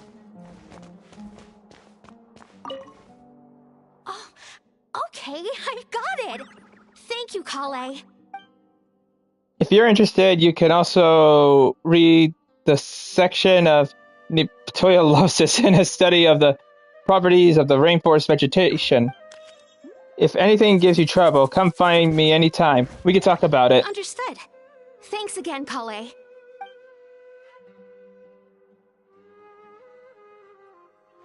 I told you not to say thank you so much. Senor Researcher Kale, always a pleasure. Zach, it's you. Please don't tease me like that. You look so professional. No. I was just helping out my junior colleagues with some of their homework on a plane infestation, that's all. There were originally only supposed to be 2 or 3 people coming over a quick study section, but I never imagined so many people would show up. Once again, it's Master Tainari who stepped in. He helped us reserve one of the bigger, unused classrooms. We never could have had seats for everyone otherwise. It's just that I have planned to sit down with everyone and review the questions together, but Master Tainari made me go up to the podium. It was my first time up there. There's so many people down below that I froze, couldn't say a single word. I'd prepared for days in advance. Even recognized all of my notes from my older patrols. But once I was up there, my mind just went blank. I couldn't remember anything. Thankfully, Master Tainari did the introduction for me and had everyone say their piece. He then summarized all their questions and left it to me to answer them. I loosened up after answering the first few, and really started to get into it. By the end, I almost forgot he was still there. I guess I've been really focused. Looks like your hard work is paying off. Yeah, it's also thanks to everyone else's help, too. You've forgotten to eat, too, haven't you? That's right. I was just so busy today. I haven't had much to eat since this morning. I'm gonna go eat now. I still have to go be his teaching assistant later. See you next time. Maybe next time I'm up there at the podium, it'll be official lecture, not just tutoring. Alright. That's one. Pretty sure we got another one somewhere around Sumeru, but we're gonna go to oh yeah, there's Sino, but we're gonna go to Fontaine now, and let's see, Duvulet's there, and Lenny is over there. Duvulet's close to this waypoint, so let's go see him. And we have to avoid Fontaine because we're still doing Lenny's side mission after I accidentally opened it up.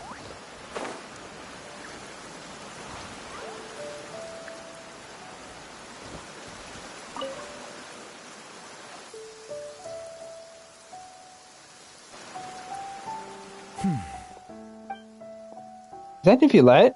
And he's standing alone in the rain? Has something upset him? Should I say hi? Don't get an opportunity like this every day. Hello?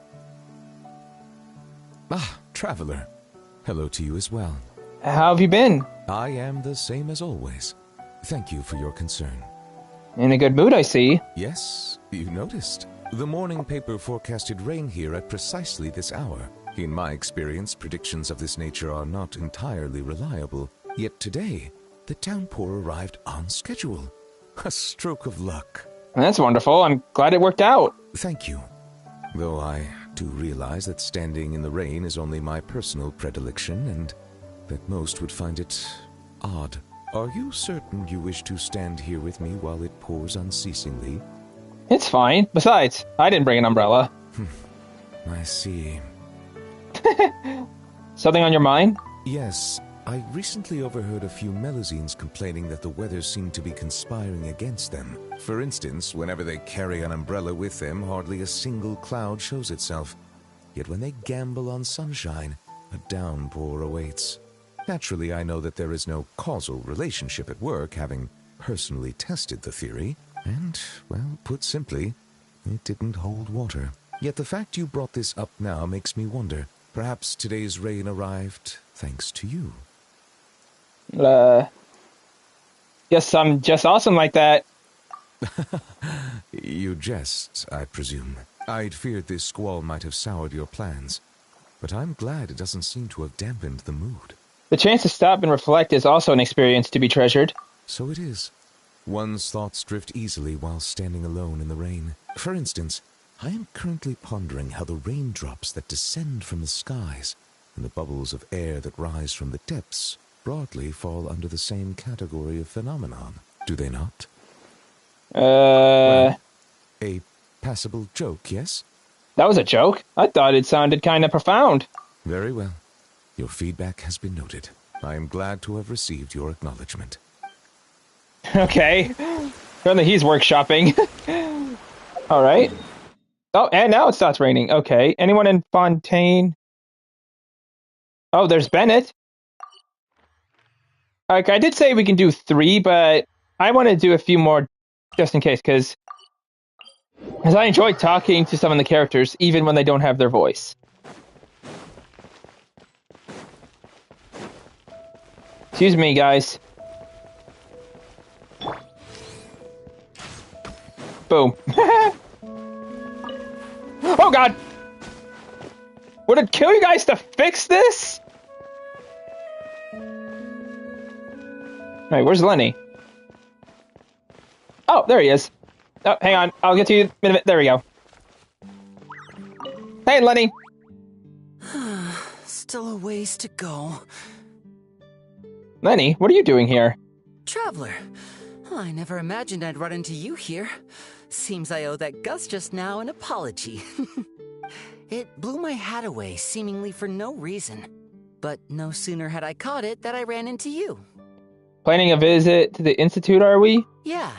There's a researcher I'm looking for. One who's also interested in magic. He said he'd like to talk shop with me. Word is that he's invented all kinds of fantastic devices that are perfect for some truly amazing tricks. For example, he once made a miniature thermos that he kept stuffed up his sleeve. Ooh. All he had to do was twitch his finger to activate the mechanism, and voila! The ice within would slide down and out through his sleeve. Oh, okay, that's great. One of his myriad magic tricks. Does that really count as magic? Of course it counts. Just think about it. You're a poor office worker sweltering behind your desk. You want nothing more than to head out and buy an ice-cold Fanta to quench your thirst. When he says Fanta, I'm now thinking of the orange drink, and I wish I had some right now. But it's just way too hot. The Fanta machine's broken and only dispenses warm Fanta, and there's no ice anywhere in the office. To be fair, though, I prefer Sunkissed over Fanta, because I feel like getting Sunkissed Zero Sugar is more easy. I can only drink Zero Sugar soda. Just as you totter on the edge of despair, the colleague beside you claps their hands, and a few ice cubes suddenly appear in your cup of Fanta. Just imagine, how would you feel? It makes me want orange soda. God damn it. God damn it, Lenny. I almost called you Venti. I drink that ice Fanta first. Now you get it. That's what he researches. Close-up magic for daily use. That's why I'm paying him a visit, too. I'd love to help him refine his close-quarters tricks and improve the impact of his close-up performances. After all, the most important part of magic is the performance. Especially when you're up close and personal. Perform well and the audience will be spellbound. They'll think, I need to get closer. No, closer. I must see what surprises this magician's got in store for me. What? Here, this is for you. To commemorate our meeting today. Lenny, I'm flattered, but I'd say you're actually the greatest magician, Lenny. Thanks for playing along. You truly are the best audience I could ask for. I'm not gay. As long as you're beside me, I know even the thorny tricks will go off without a hitch. Uh-oh. Oh, would you look at the time? I'd better not keep our man waiting. See you next time.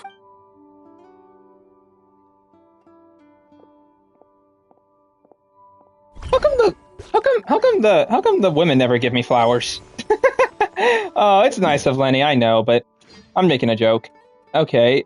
Oh, we have actually never talked to her ever since we did that event in Fontaine. The other one. I feel bad for missing out on that event, by the way. I'm sorry that you guys didn't see me play through that. Alright, we can either see Shivel or we can see Bennett. You know what? We haven't talked to her in a while. Okay, I'm gonna keep doing this until I get bored, and then we're gonna go and continue on with Dain's mission. Woo! Woo! Hello!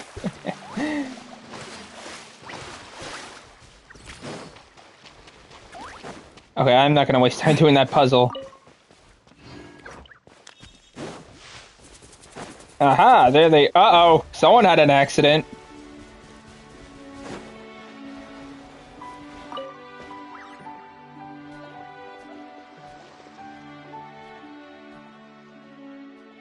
You at the front, keep moving.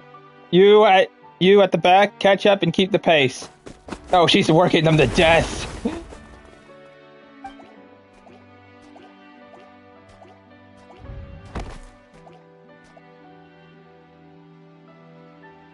Hey, Shivers, a bunch of stranglers have been kneed over. Really fantastic. Guess they volunteered for extra laps tomorrow. A little combat spirit training, and they're all tuckered out. That's what you get for slacking off during regular drills. Half push-ups, cheats, benefits the bar during pull-ups, cutting corners on laps. Think you're clever, don't you? Thought I wouldn't notice. No way they can fight with their muskets like this. What'll they do if a criminal bolts? Ditch their gear and give chase? What does the training involve exactly? It sounds really complicated. Not really, it's just getting to the marked location within the time limit while carrying all their gear, retrieving the target item and running back, that's it. Their packs don't even include their usual supplies for long-distance deployments. They only have to carry their firearms, ammunition, observation, protective gear, and medkits. And how is the location marked? I launch a signal flare. They must reach the spot where it lands and deploy themselves for battle there. A flare? Well, those can't fly too far. But Captain, please stop using the Gardamex. to fire the flare. Another sub-bar performance, and I'll be firing it from my musket. Alright, look alive, you slugs. Time for another round. Don't worry, those who fell out will be joining you. I'll make sure of that. On your feet, move, move, move, walk, crawl, I don't care what you do. I want every last one of you at the marker. Captain, please have mercy. That's something you shouldn't say. But you are either gonna die from exhaustion or from her. Maybe both. That's all I can say to you, but... Alright, anyone else offer a chat in Fontaine? Anyone who's not in the city, that is? I don't see anyone else besides Bennett.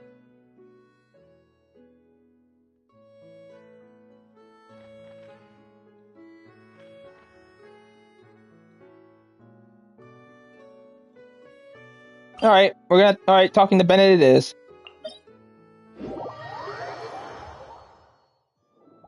He's a diver, so of course he'd be under the sea. But where is he under the sea? Aha! Here he is!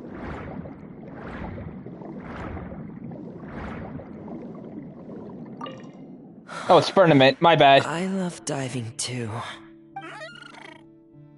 Hey there, Firmament. What you doing? Oh, hey. Long time no see. I'm talking with him. With the blubber beast? Mm-hmm. It might seem odd to you. Not the least. May I join you? Really? I thought that was something that only happened in picture books. And what do those stories say? All right. Then I'll share them with you. Oh, you want to hear them too? Okay, listen closely. Legends speak of a time long, long ago, when there was a blubber beast who strayed from his family and friends, and lived all alone in the pitch-black depths of the sea. Even as he bravely lived on in solitude, he kept searching for his family, until one day, a diver who loved to explore found him. The blubber beast had never seen a human before, and was scared at first. But the diver gave him lots of food, and promised to return the next day. And just like that, they became fast friends. Every time the diver came, the blubber beast would happily dance and slap his belly, singing the songs of the blubber beasts. The diver also adored his round belly, and could never resist giving it endless belly rubs. The blubber beast also adored the feeling of belly rubs, but since he had terrible eyesight, he only ever saw the diver's blurry silhouette. The way he's talking, it looks like he's talking through a microphone, reading to a bunch of people in a stage. So, whenever he saw a human form approach, he'd happily dance, patting his belly and singing. It's kind of cute. So cute, yes! Oh, I agree! Good boy. Here, have some fish. I just caught them, so bon appetit. So is that how the story ends? I just saw those seahorses shooting each other. I wish that was where the story ended, but... One day, that diver stopped coming altogether. The blubber beast waited for a long, long time. Finally, he gathered the courage to go and look for the diver, swimming off in the direction the diver had swum off to, until he had finally reached the beach. And that's where the picture book I have ends. I don't know how the rest of the story goes. Our two friends might have... Oh, don't be sad. It's just a story. It's not real. I think they'll be reunited. Oh, sorry, I didn't know you were talking. I think they'll be reunited soon. It'll have a happy ending. Yeah, I'm sure it will. Oh, want some more fish? Give me a second. I should still have some more. I wonder, just what does a blubber beast's belly feel like? It's like, touch it and find out. So, I guess I'll go for it then? Wow, this is really something. A world removed from petting Lynette's cat. Don't let her hear you say that. Speaking of Lynette, is she around too now? Since we talked to her brother. Let's see here. Anyone else in Fontaine? I want to talk to more people in Fontaine. No one? No one in Fontaine. Do we? That's just sad. Some of the characters in Fontaine are my favorite. I'm surprised I forgot her name. What's the Water Archon's name? I forgot. Verena, I think. I'm getting it wrong, but let me check. Sorry, my bad. That's not the right thing. That's also not the right thing. I have her. Give me a second. I wonder when I'll be as I think I passed her. Where is she?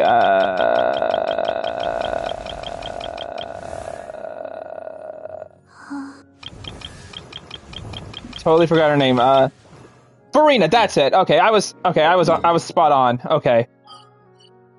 Yeah, I'm surprised she's not here. Okay, well, let's see. Anyone else? This is a good. Well, doing this, it's a good opportunity to check to see if anyone's voices came back. I just got word that the travelers' voices are coming back. All right, well, let's try Inazuma. Oh, we have someone. Oh, it's Kiko's. Oh, and we have Yai Miko. Anyone else?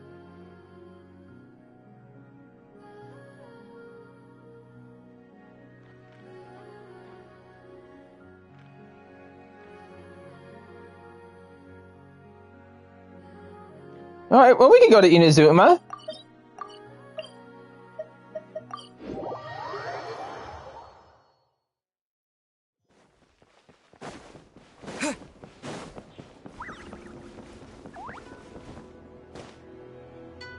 Hello, traveler. Are you here for a fortune slip? Apologies, but now isn't the best time. Oh, I mean, I see 3 boxes, so your stall is ready, right? It is, and so are the bamboo slips within. However, we've run out of the corresponding fortune slips. That is, the paper slips expounding on the fortune. That's a thing that happens? That depends on your fortune. We are currently preparing new slips. And how do I check that fortune? Draw a slip.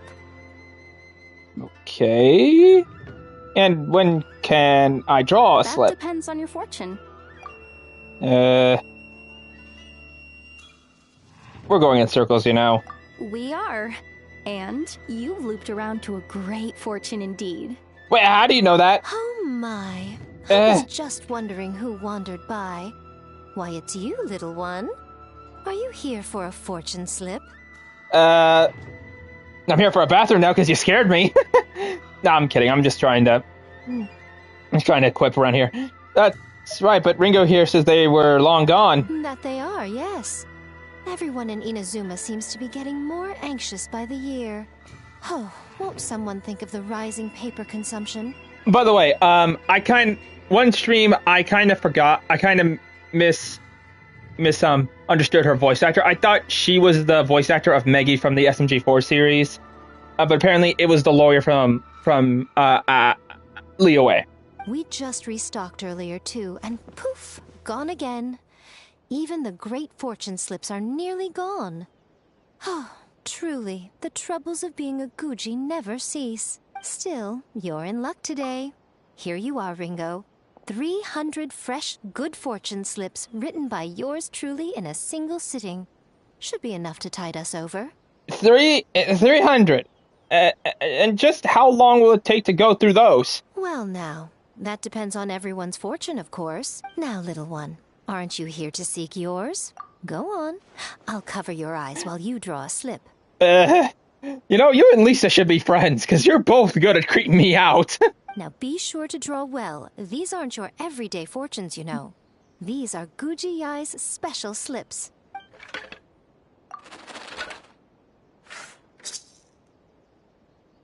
Does the draw one open up quick? Ringo was right. Yours is a great fortune after all. You heard that. How? Miko, did you? Shh. Now. Don't let the whole world know, or yokai might come and snatch your good luck away. This fortune slip was personally written by the current Guji of the Grand Narukami Shrine herself, Yai Miko, so it's quite potent. Guard it well, lest it ends up in the hands of a tanuki or baku. All right then. As always, I leave the rest to you, Ringo. Yes, Lady Guji. Huh. By the rest, you mean? That's exactly what she means. What Lady Guji wrote were the good fortune slips. The bad ones are yet to be completed. Alas, any fortune I write would simply be too potent. Surely such power shouldn't be used to foretell doom and gloom. Safer then to have dear Ringo pen the misfortune slips. The well-being of every visitor to our shrine is at stake. Now, I'm off to write the modest fortunes. Do enjoy your wonderful fortune today, little one. Like, I was in my mind. I was saying, "Stop calling me that," but then the traveler's face just read what I wrote. She's just trying to slack off, isn't she? Please enjoy your wonderful fortune today, traveler. Oh boy. Yeah, special fortune slip. Okay. All right, we'll go ahead and claim our rewards at the town. Oh, and Toma. Okay, I want to talk to him. It's been a while since we actually talked to him. I think the last time we ever spoke to Toma was when we were doing the Brothers Quest. Thank you for a lot of people. Here's the reason why I probably suck at pronouncing things. It's because some letters are have silent, like the P is silent in pterodactyl. And in the past, to myself, I've been pronouncing it pterodactyl all this time because I keep forgetting that the freaking P is silent, and that annoys me a lot sometimes. Like it makes sense why people have names that don't make sense and they don't even sound right because the freaking letters are silent. And I'm sorry if that's offending everyone. I'm just saying that. I'm just explaining why I suck at pronouncing things a lot. I got that out of my system. I'm sorry again if that offended anyone. Oh, and look who else is with him. Which is to say that as long as someone passes the exam and get Dominic Service Provider license, they'll be able to take more repair and cleaning jobs. That's exactly it, Miss Kuki. The Yasho Commission is promoting training exams for housekeeping skills. Excuse me. To help boost employment opportunities to residents seeking work. Going to take another exam, Shinobu? Oh, hey, traveler. Or Zat. Well, she'll say traveler if she could talk, but that's right. I'm looking into the Yasho Commission housekeeping training programs. Toma says that as long as you complete a full course to pass the exam, the Yasho Commission will issue an official license. It's a significant advantage for job seekers. I imagine that with your talent, getting that license should be a piece of cake. You flatter me, but while exams don't face me, the rest of the Arataki gang boss's last job was to give a fucking back rub. Oh, he pulled his skin off?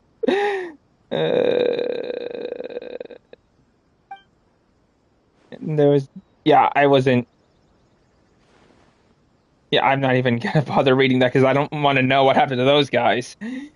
Wouldn't that get him fired? Their job's right on the money when I asked. They all replied in perfect unison. Sorry, we got fired again. In short, aside from me, the entire Arataki gang is precisely unemployed. Ah, so they're living a free and unstructured lifestyle, benefit from social attachment. Pretty on brand for the Arataki gang. So, Miss Kuya, I take it you intend to secure a license to the gang, and in doing so, improve their job prospects? Yep, my thoughts exactly. But just dragging them here to take the test is probably pointless. It's better I get the license first. Then I can go back and tutor them myself. That's much more likely to succeed. Very thorough. In that case, you are ready to enroll. Are you ready to enroll right now? Give me a bit. I need to get back to my fetch. I need to go back to fetch my documents, and also give the boss a heads up. Sounds good. Once you're ready, you can find me at Yashiro Commission to register. You can sign up at any time before I go on leave. Got it. I'll be quick. Thanks, Toma.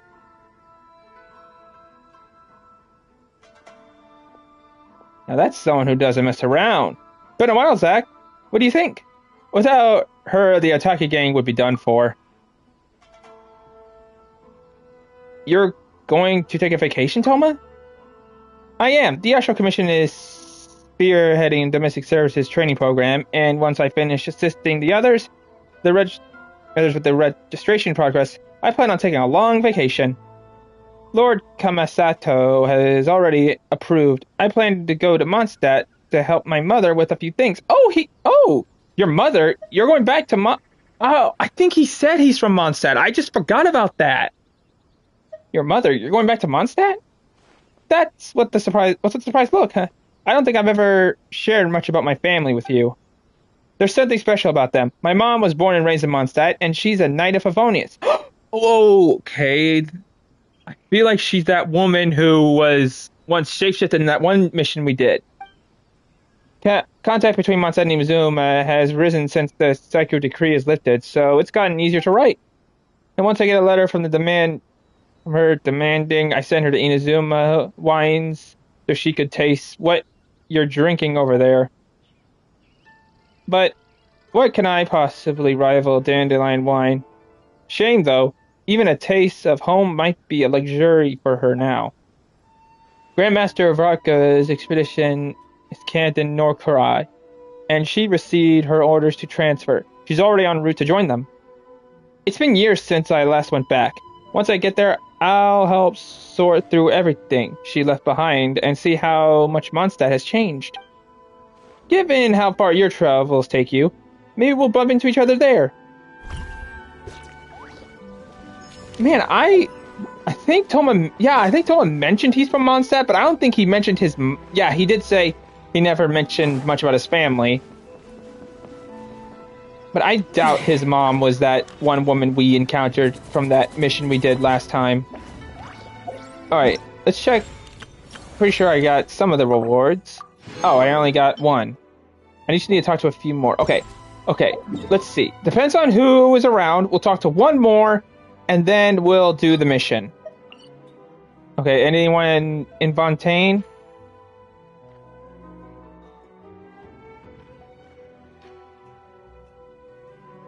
No? How about Sumeru besides Sino?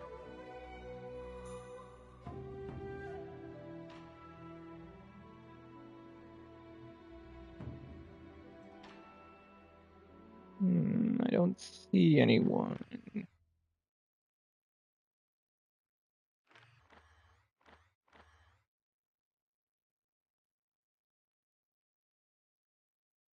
Don't see anyone in Fontaine. Let's check Mondstadt too. I know it's for now. It's only focusing people on Inazuma, Inazuma, Fontaine, and Sumeru. But we're gonna check to see if others. And who's this? Kiara. Oh, it's the delivery woman. Okay, she's in Liyue. We'll think about talking to her. But let's see anyone else.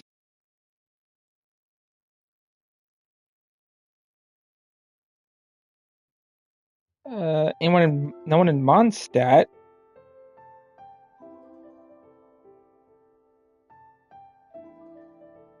Okay, Thought I saw someone else. Alright, we can talk to her.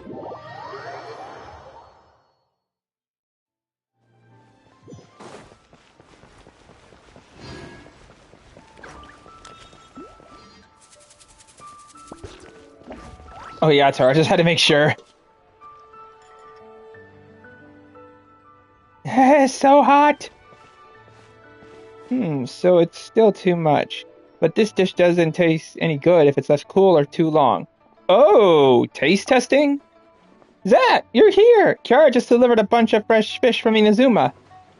I was just thinking that since she's came all this way, I should make some piping hot Liyue cuisine for her. After all, a bit of heat is worth 3 fresh ingredients.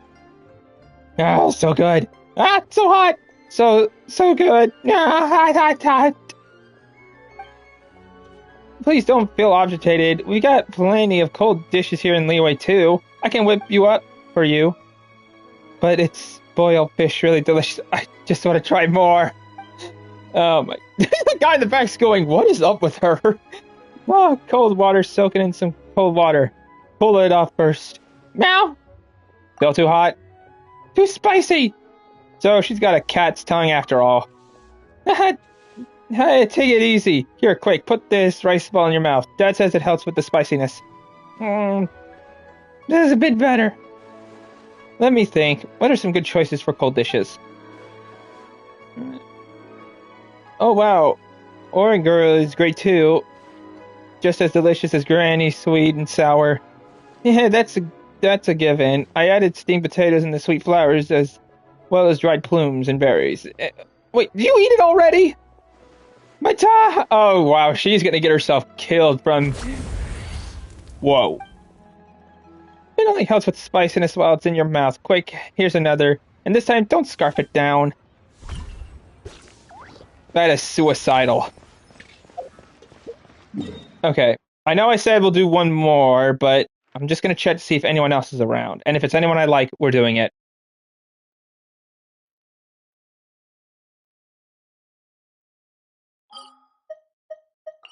We still have him there. Pretty sure some people would want me to talk to Ida if he's around. And I know a few of those people. Or maybe I know one. Alright. Anyone else around? Town? Maybe. Wait, did I see someone? Nope.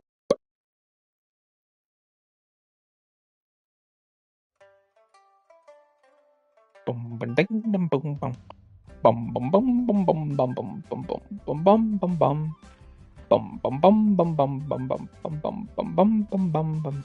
Bum bum bum bum bum bum bum bum bum bum bum bum bum bum bum bum bum bum bum. But no, I don't see anyone else unless I'm blind.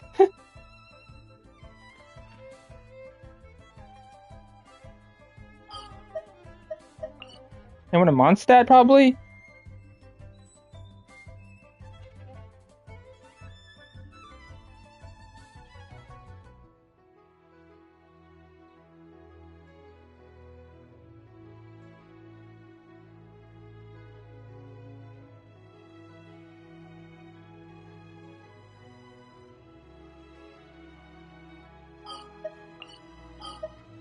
It's just him. We can talk to him in Sino and see if anyone's going around, but now I did say we'll just do one more, so let's go ahead and head back to let's do this at the Masters of Nightwind because we're staying there.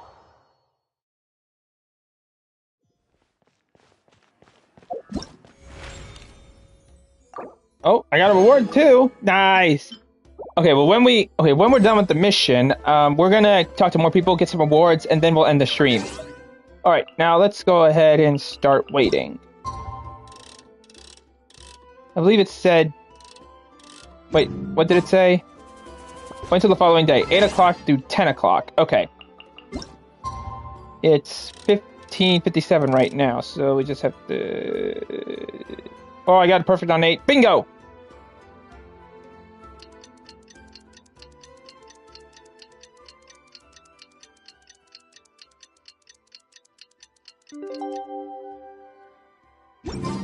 Oh wow, they all just appeared. No, we can't give him that much time. Is that Dain and Eon-san discussing strategy together? Huh. Looks like they're getting along just fine.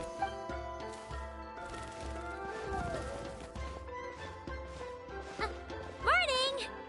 What are you guys talking about? Ah, you're here. I have some good news to share with you. We just got word from the Scions of the Canopy. Their intelligence has reported that they've discovered the Abyss Order's headquarters in Natlan. Oh? After their front lines dissolved, the bulk of their forces fell back to that area. It's also where their central command is located. The location? The Cinder City. Cinder City, huh? That tracks. Seems like their kind of place. Hey, this is great! This could be our chance to crush the Abyss Order once and for all! And with any luck, maybe we'll find your sister there too. Yep, our army is almost ready, and we've sent a message to Mawika to let her know the plan. We can't really launch an operation this big without the okay from the Archon. I beg to differ. This is wasting time. Oh god, that's that light. You have the intel you need, so act on it. Every second you delay only increases the Abyss Order's odds of survival. I've already explained my reasoning, Mr. Dainsleif. I understand your concern, but an immediate strike is not on the cards for us. Very well. Then I will go there alone. Thanks for the intel, Islan. You're gonna go on your own? Come on, be sensible. Just wait a tiny bit longer, and you'll have a whole army going with you. It's all right. I support your decision, Mr. Dainsleif. Huh? Shouldn't you be talking sense into him? I admire his courage, and I believe he is strong enough to take on the Abyss Order on his own. And even if things don't go to plan, he just needs to bide his time until we arrive with reinforcements. Mr. Dainsleif, I wish you the very best of luck. Thank you. Looks like he's waiting for you to say something, Traveler. Allow me to join you. For a second there, Paimon actually thought he was gonna brave it alone. And then he called his own bluff. Alright, we're gonna see our sister. Let's go! Well, maybe.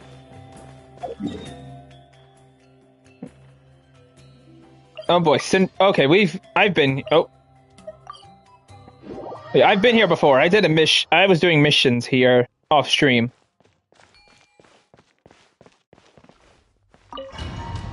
Okay, so this is a thing. Okay. Is this the place? The Abyss Order's hideout in Natlan? We've been here before, Paimon, but people on stream don't know it. All these years, the Abyss Order has managed to either stay hidden or fiercely defend their position. This may be the first chance I've ever had to finally make a serious dent in their forces.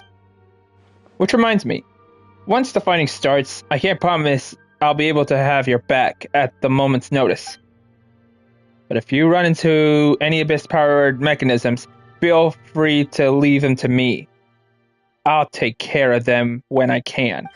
It's been so long since we fought with Dain side by side. Paimon's confident we can clear this place out long before Eon-san arrives. And if you get to meet your sister again, even better. Let's go! Okay, in this battle, Dainsleif will show you the might of the Twilight Sword. Summon him to clear out obstructions that bar your path. Okay, but this is Master Khan, your court guard captain.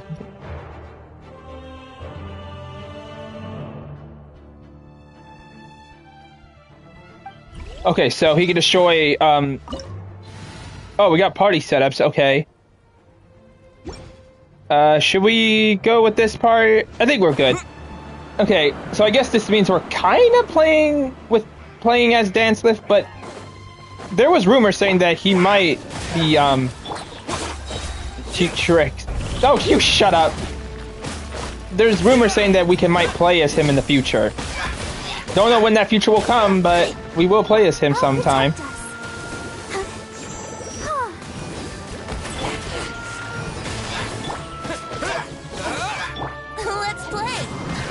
Oh no, you don't. You're not getting another shield, buddy. Think you can get away? Okay, we're gonna use his sword only when it's necessary. Like, we're saving it for emergencies. Oh, just like that. That's an emergency. Oh, crap. Oh, crap. Oh, okay. He's... Okay. Ow. Let the show begin. You won't get another chance. Oh, okay. Thank you, Dain Slip. Here's the truth. Ouch.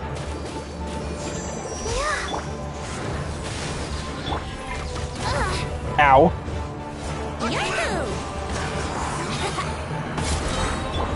Come on, we can do it. Dain Slip, do your thing. Oh, God. This is a very different battle from the one we fought with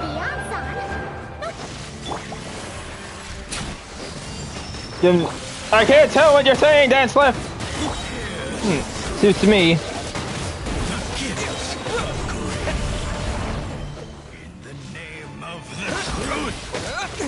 Ow.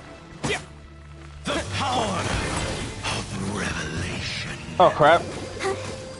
Grace be upon you.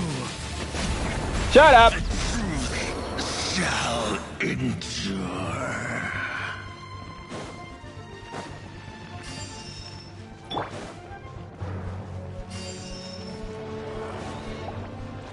Oh, boy. Dain Slip. Nice. All right. We need to take this thing down.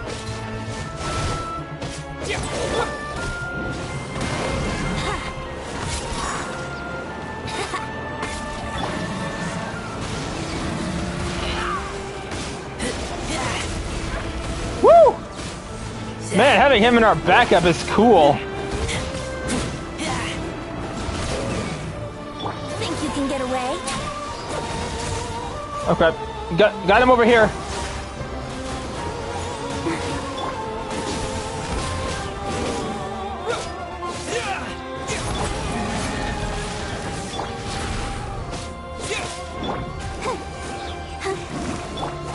Okay, I could use Dain's sword, but I'm gonna save it for when we go upstairs.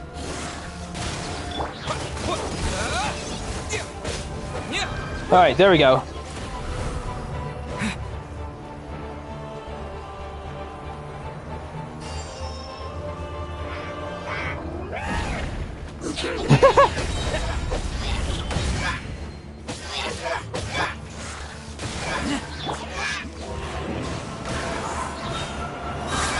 Time for takeoff. Booyah! Well, they're having fun. Uh-oh.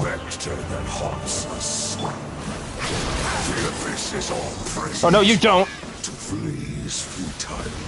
To resist it, vain. Haha, nice, Dain Slip. Crap. Crap. Here we go.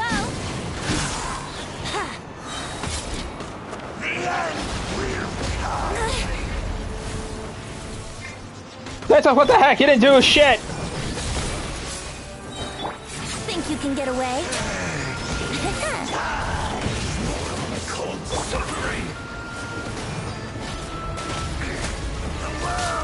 Ow. Oh crap, Razor!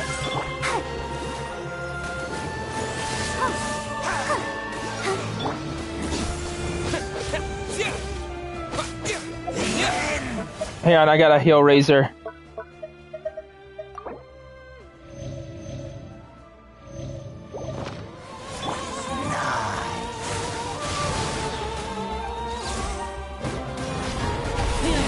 Got him!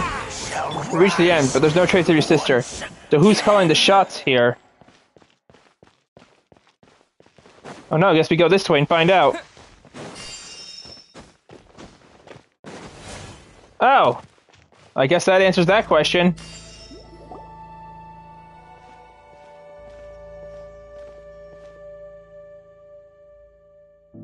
Twilight Sword Dainslip. Is this really what you want? It is indeed.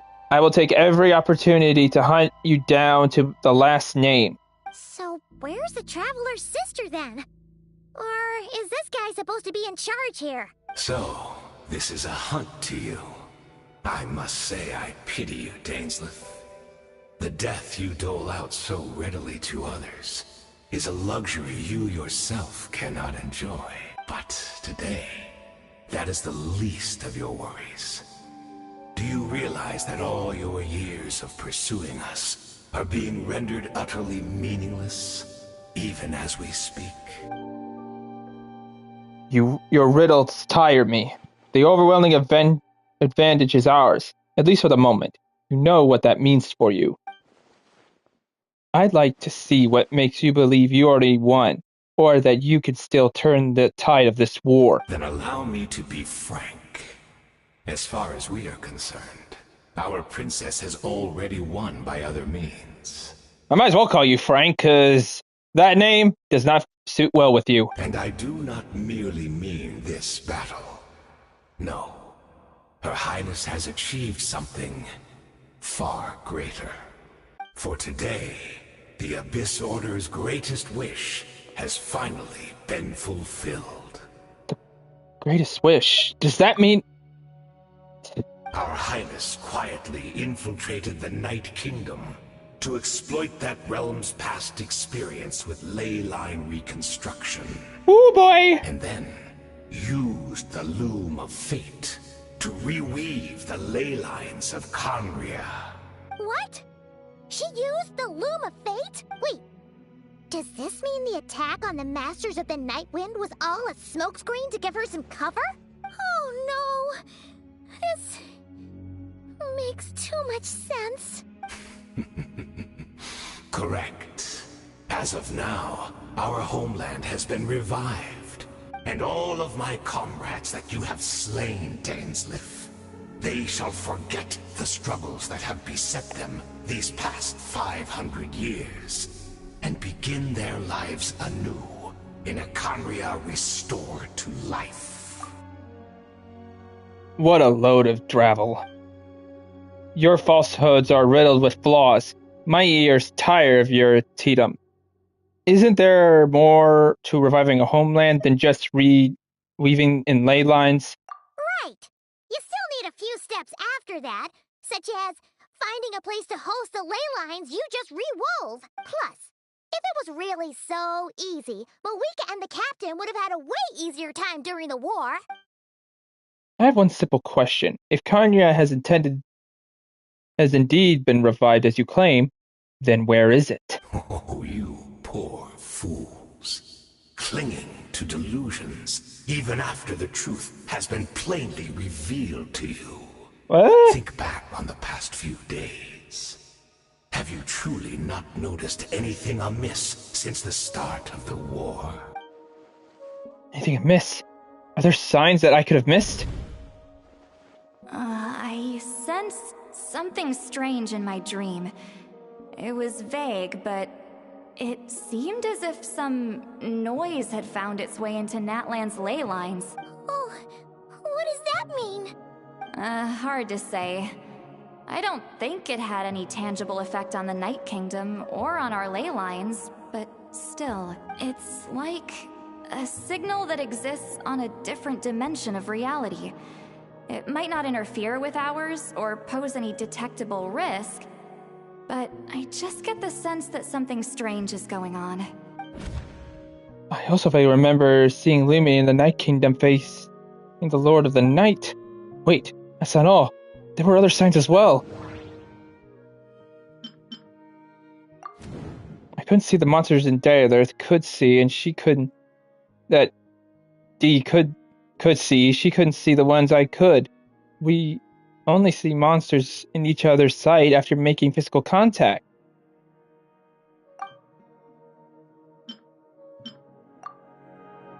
Assuming he is right, another possibility arises.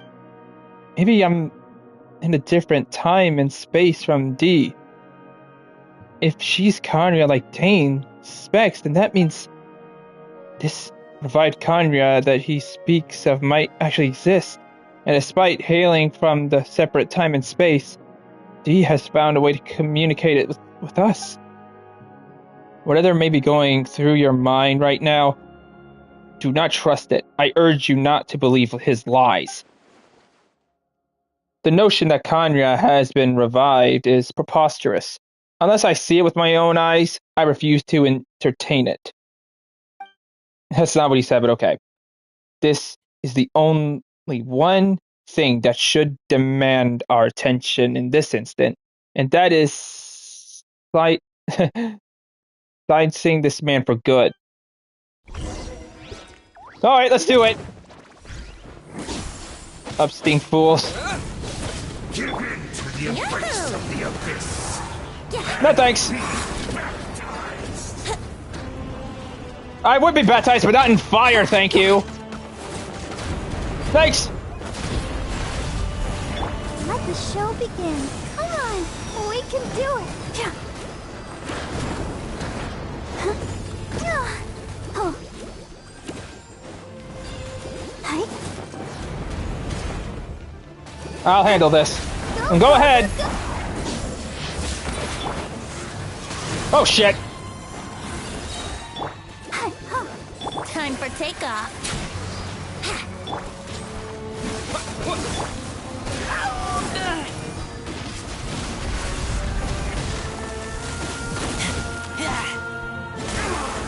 Do you still not understand? You battled in vain! The Abyss Order's mission has been fulfilled! Yeah, I can't hear you because of all the action that's going on around me. To the name of the Abyss! Blah, blah, blah.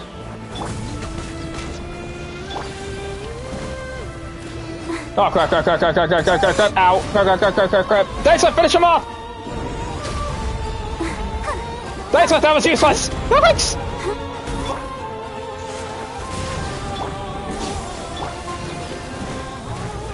Crap, crap, crap, crap, crap, crap, crap, crap, crap, crap, crap, crap, crap, crap, crap, crap, crap, crap, Barbara, run! Thanks, Still not understand. You battled in vain! Stop talking! The Abyss Order's mission has been... That should be all of them, right? So, we've destroyed the Abyss Order's headquarters in Natlan, but somehow, that didn't feel satisfying at all. Are you still thinking about what that guy said? You look really worried. Dee is the only potential lead we have. I think we should at least talk to her about all this. I understand. You think she might be from the revived Kanya, yes? I have said my piece. I doubt Kanya could be revived so easily, but if it will give you some peace of mind, you should talk to her and test your theory. I will stay here and do some post-battle cleanup. Perhaps there are some clues left to be found.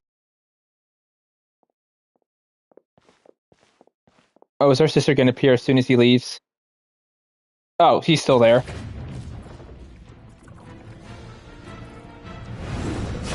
No!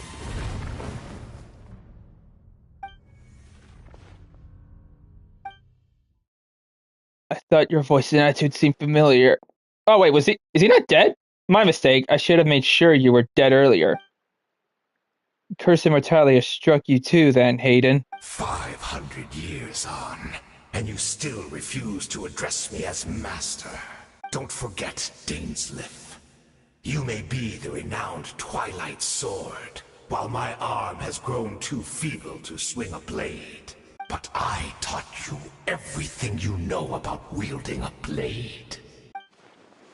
Huh, your arrogance and malice cost you all of my respect long ago. Be that as it may, under the circumstances, I see no further reason for us to fight. The curse of immortality means neither of us has a way to completely destroy the other. Speak for yourself. I intend to kill you 100 times over.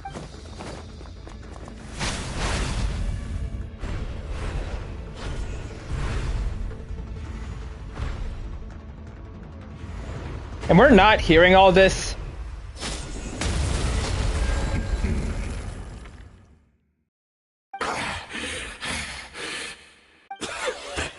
Have you finally had enough?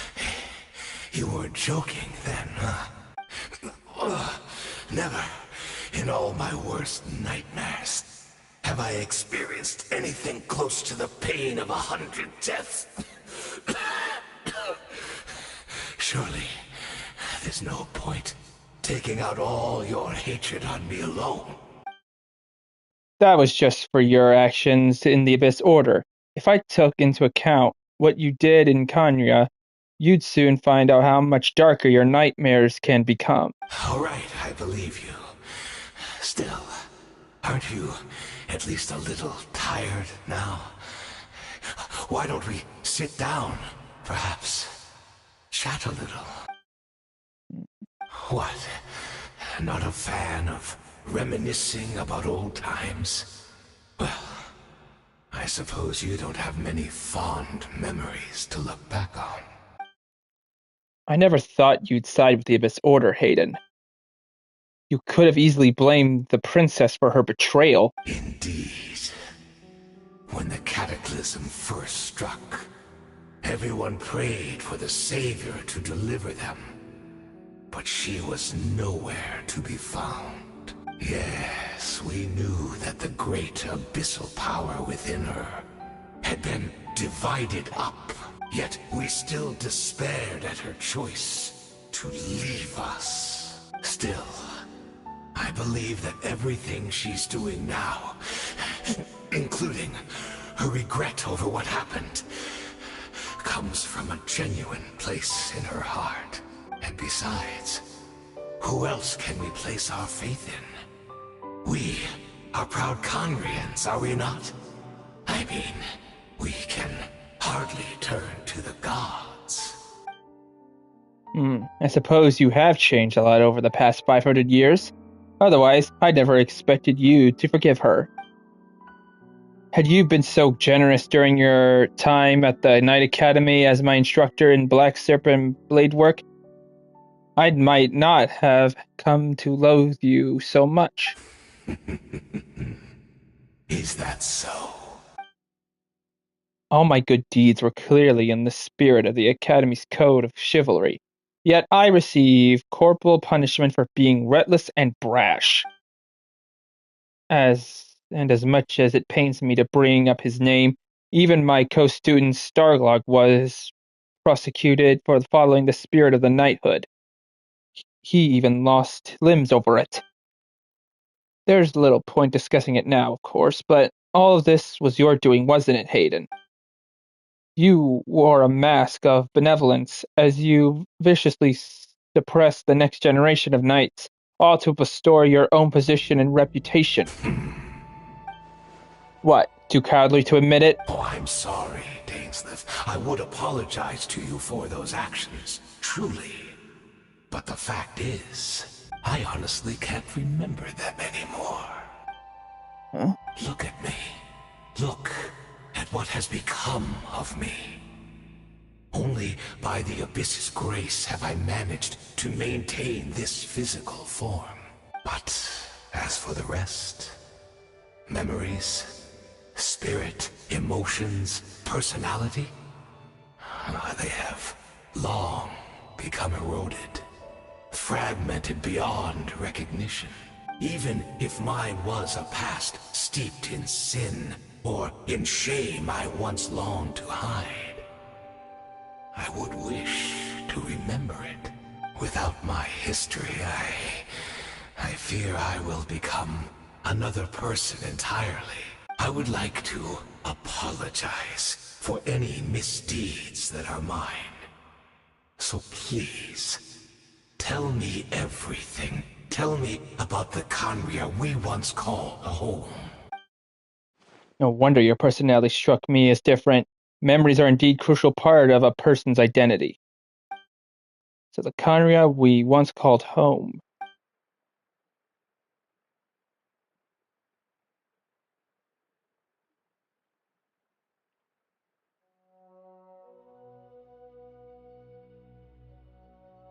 You seem to remember much. Could you tell me more about it? About our golden age? I'm not interested. I have neither the time nor the sympathy. Is that so? What a pity. But this will be quite sufficient, as long as the loom of fate heard what I could not. The loom of fate? What have you done? Tell me. I'm afraid I owe you yet another apology, Dainslith. You were right. I lied to you earlier. Your wits are too sharp to be fooled by me. The homeland hasn't yet been revived. In fact, even the ley line weaving is not yet complete. Think of ley lines as the collection of memories concerning a given place. To reweave Conria's ley lines as they were 500 years ago, we would somehow need to retrieve almost all the memories of Conria from that age.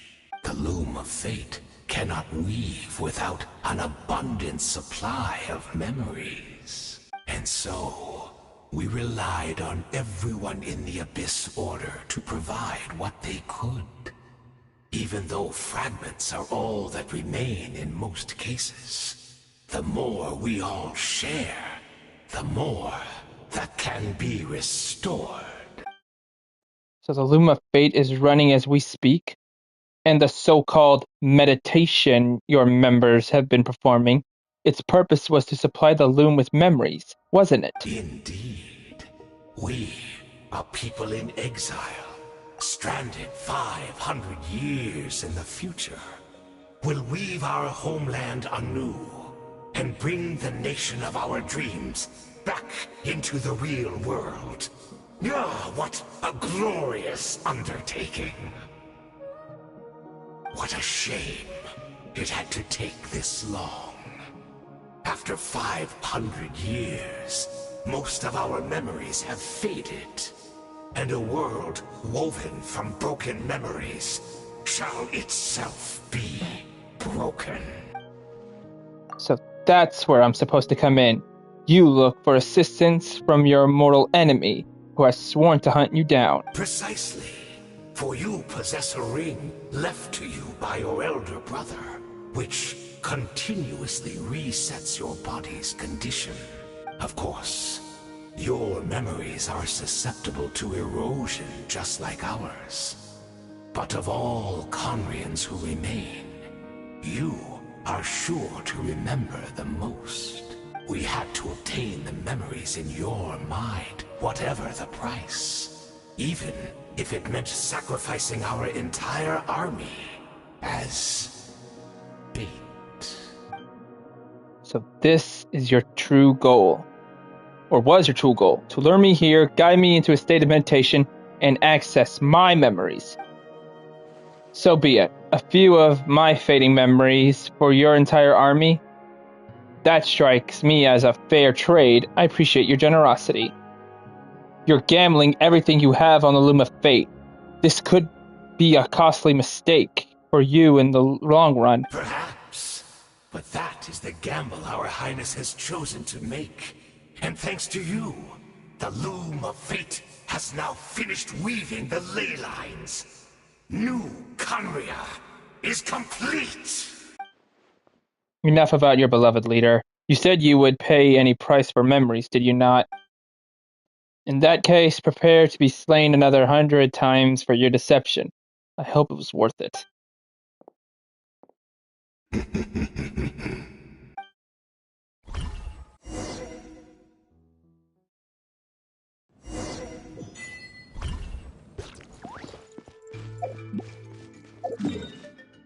Alright, now we're going back to the cave. I'm gonna go up here. Because why not? Oh boy, running out of stamina.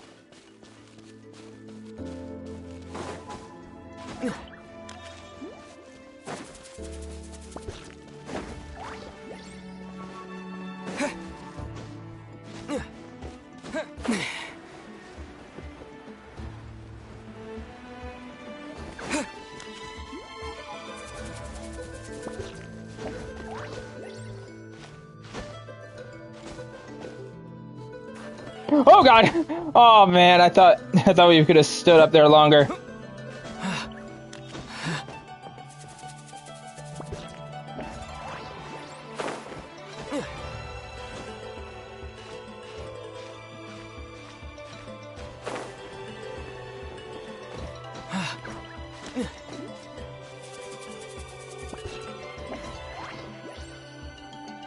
Hold up. Alright, here we go, here we go, here we go, here we go, here we go.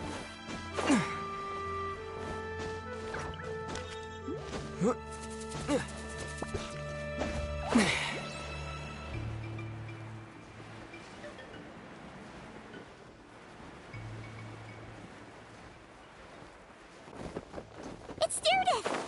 Great! She's still here! Oh god, what happened?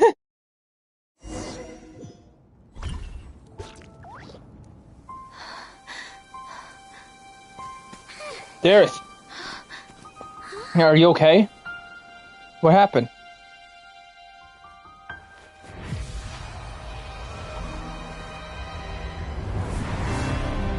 Oh god!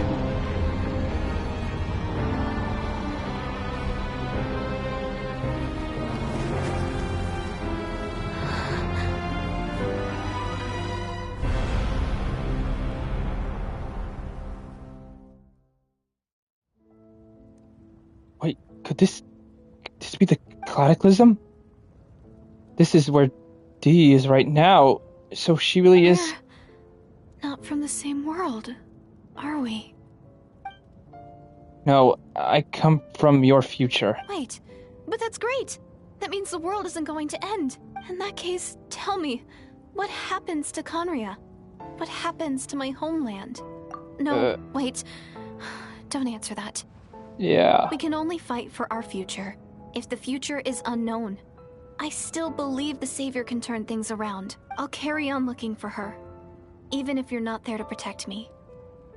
Although, in a way, I've already found my Savior. It's you.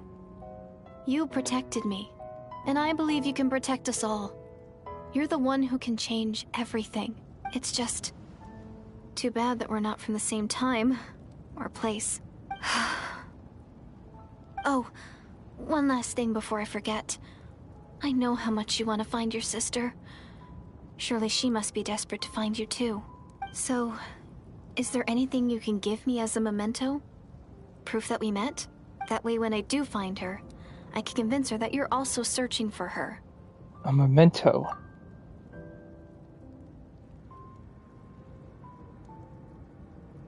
Wait. Huh? What is it?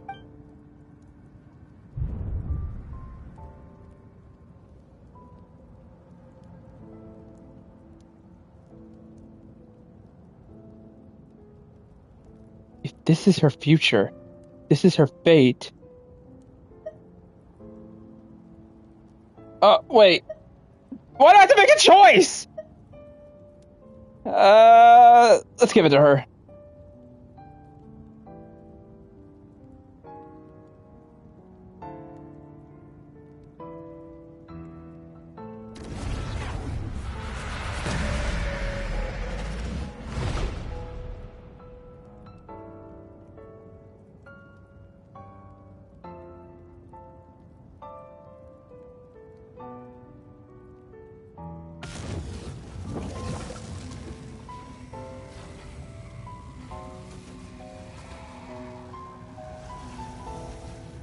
Oh boy. Oh, and look who it is. So that's what happened. Izrat, the ruler of time, must have had a hand in this. There's no other way that this meeting could have taken place. You knew all of this. I knew only the ending.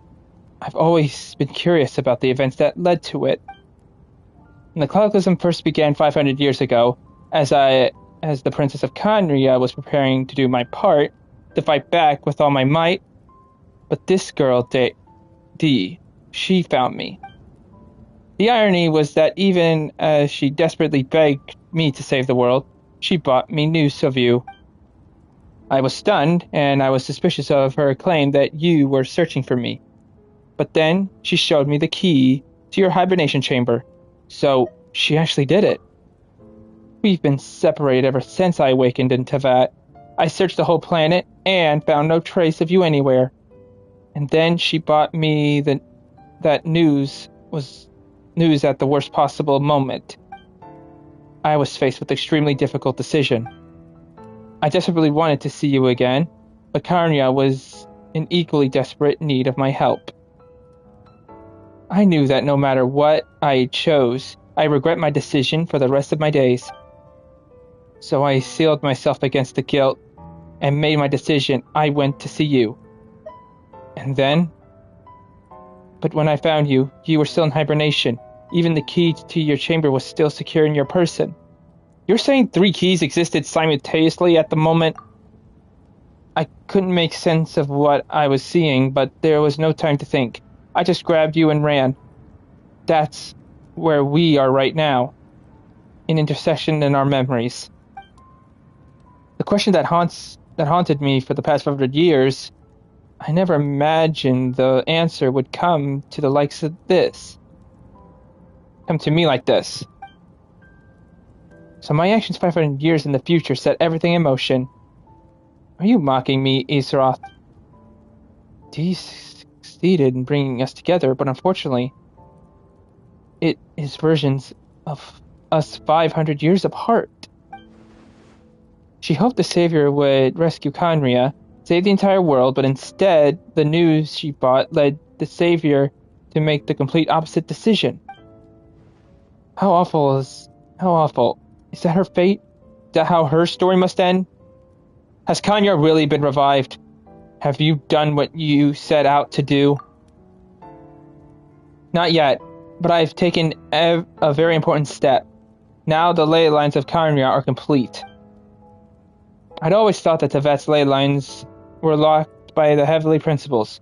No more can be added, and existing ones cannot be replaced. Then I heard that Natlan's Night Kingdom appeared to be exception to the rule. It has intrigued me ever since. So I directed the Abyss Order to frame attack on Natlan, buying me some time to enter the Night Kingdom and negotiate with the Lord of the Night.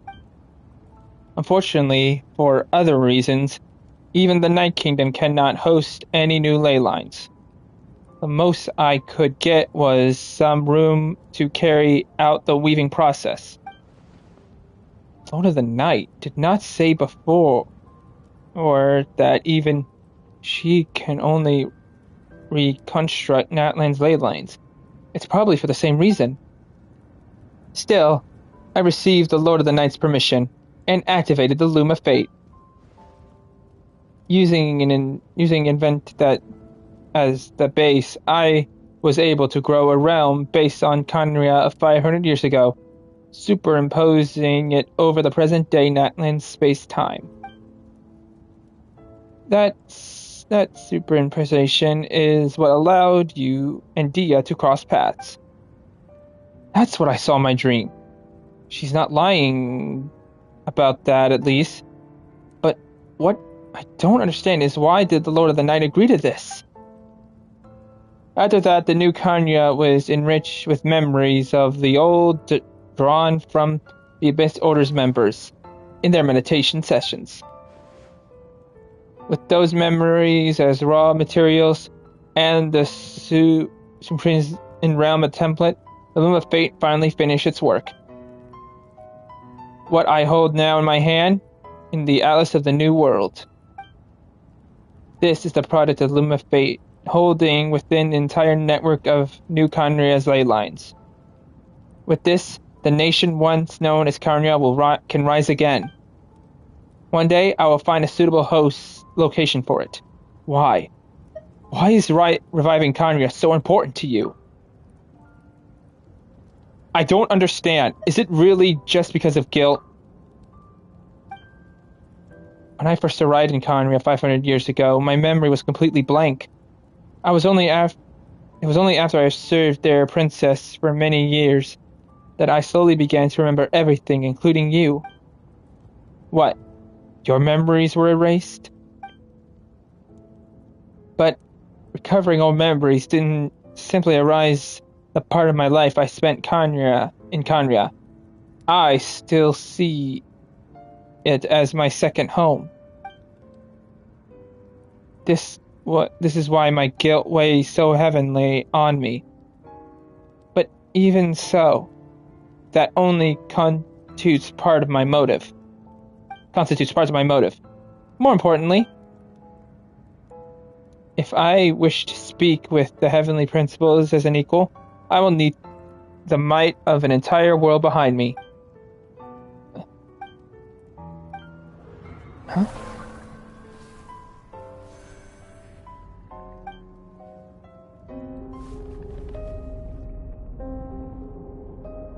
I don't know why, but the way you're talking, it doesn't sound like you at all. Lumine, this whole thing, your plan, what does it have to do with us?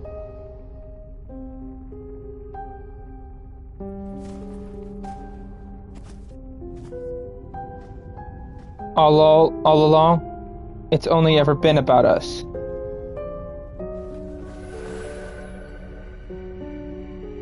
Goodbye, Ether. Is that what she said? We will begin anew at the end of our journey. Oh wow, that's just saying at the end of Genshin Impact, I guess.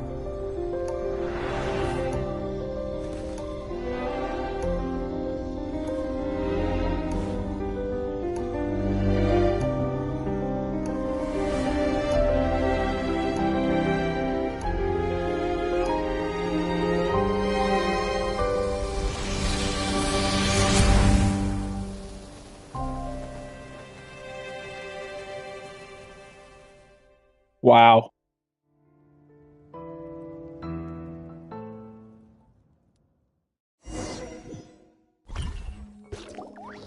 Our hero is back! Everyone's been waiting for you. The Abyss Order made a full retreat before our forces even arrived on the scene. All thanks to your efforts, no doubt. Oh, and Mr. Dain's lifts, of course. What's wrong? You look upset. Paimon doesn't know the details either. The traveler just disappeared after taking Deirdre's hand. It was like they got sucked into another world. Paimon was looking all over for him, and then he suddenly reappeared, right back in the same spot, but looking a lot more glum. It's fine, I need some time to take everything in. Oh, well, look who's awake! I think I got the gist of what happened. Something to do with your sister? I spoke with the Lord of the Night in a dream just now, and learned quite a lot. Huh? You met your sister? I did. We had a long talk. And you didn't think to tell Paimon right away? Well, never mind. Paimon can see that you're pretty down right now. But let's go over everything later, alright? What your sister accomplished? It all but defies comprehension. I was stunned when I heard about it too. But what surprised me the most was that the Lord of the Night actually chose to allow it. That caught me off guard too. I would never expected that. The Lord of the Night did try to explain it to me, but in a word, it's complicated. During the war with the Abyss, Mawika had an argument with the captain. Mawika believed that we should fight to protect our culture and memories, while the captain believed the preservation of the ley lines should come before all else. So, the Lord of the Night was very intrigued when presented with the Loom of Fate, and informed of its ability to weave ley lines. She saw your sister's actions as a potential third option, namely to preserve an entire nation in the form of an atlas. Preserve a nation? You've definitely lost me now. You're not the only one. Paimon's got no idea what's going on either. With that in mind, the Lord of the Night gave the go-ahead once she was satisfied that the Loom of Fate wouldn't have any real effect on Natlan. However, I believe she imposed an additional condition of her own. An additional condition? Did she ask for something in return? No idea. She wouldn't tell me what it was. Huh. All right, well, let's not overthink this for now. We just won a war. Time for a well-earned drink to celebrate. I trust the Lord of the Night unreservedly. I'm sure she only involved herself to take a problem off our hands, so it's one less thing for us to worry about. Don't you agree, Traveler? You've got a point. I still feel like a mess, though. Come on, let's head back to the Collective of Plenty. Oh, Varessa should be there too. We'll treat you to a real feast. I'm sorry, but there's somewhere else I want to go first. Huh? Ian-san, leave him be. This might be hard to understand for an extrovert like you, but some people need alone time to recharge every once in a while. Traveler?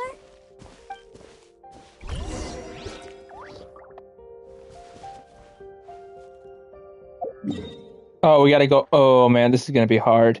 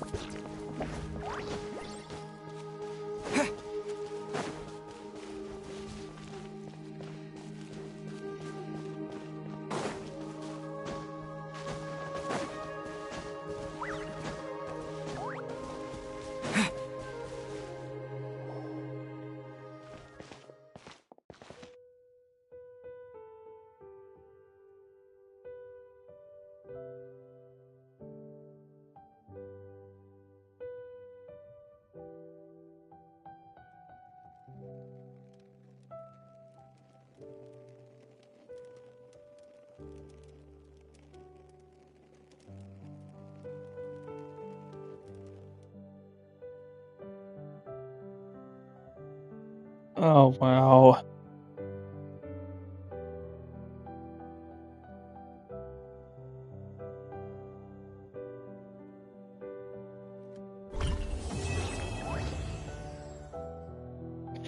That hit it hard.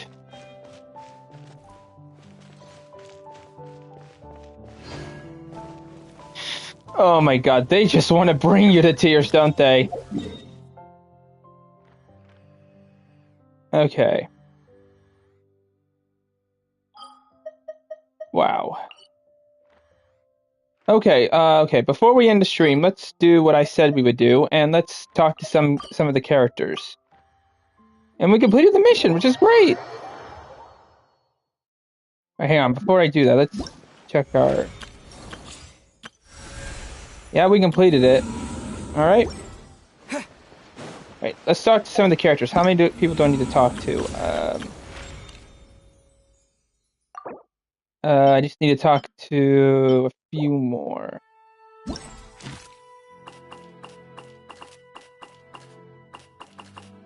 Okay, so these are the people we have to see. I don't know who she is. I haven't seen him yet. We've only seen her once.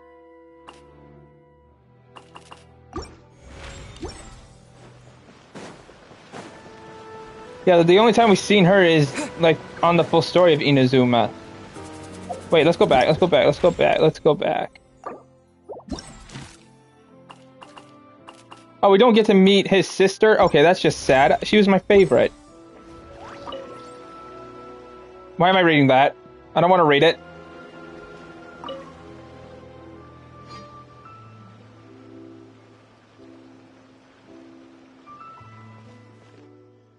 This style has a certain light-hearted charm, but I believe Akio would find it pleasing. Doing some clothing shopping, Ayato?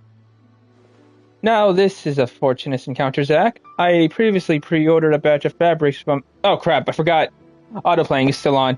However, I am already at Tasku today for discussing Her Excellency, the Almighty Shogun. I thought I might as well stop and review them in person. So you chose the fabrics personally. Were these meant for ordinary use, then they would naturally be handled by the relevant staff. However, consideration of attire used in official functions begins with the fabric and colors. Those I often see too personally. After all, the Kamisato clan's role with the Usual Commission overseeing cultural civil affairs, even minor choices regarding textile patterns, draw public scrutiny. Many merchants in the market produce the Gyro Commission approved labels after our annual requirements. I once delegate the task, but vendors rushed to offer my representative bribes, and the temptation provided too much for him. It was no small matter to resolve. I have personally overseen the matter since. A snitch in time saves nine. A stitch in time saves nine. That sounds exhausting. The Ashiro Commission's duties are never simple. I've grown accustomed to it. I've already narrowed it down to 2 candidates. Yet, I find myself hesitating between them. Zach, would you lend me your judgment? This is pretty important. Are you sure it's okay for me to choose? You are the one most esteemed guest. More importantly, you're Akia's close friend. Rather than being merely okay, I would say none are better suited. Okay, I wish it was more than a close friend, but okay. In any case, your bearing and self-heating assure me of your excellent taste in fabrics. Then I go the one on the left. It looks beautiful. I like it. A fine choice. Excuse me. This is the one. Please bundle 5 bolts of delivery to the Kamasato estate. My gratitude. It was quite the dilemma. I still have a few other matters to attend to. Once the garments are ready, please do visit our estate. I'll be there. Farewell for now, Zach. Until the next meeting. Alright, I'm gonna be honest. I'm gonna go ahead and... I might go ahead and end the... I might go ahead and end the stream now, but... depends if I have to talk again. We'll keep going. Alright, but let's check everywhere. I know some of the characters that are marked are the characters they're focused on, but... this is just checking. Anyone in Fontaine?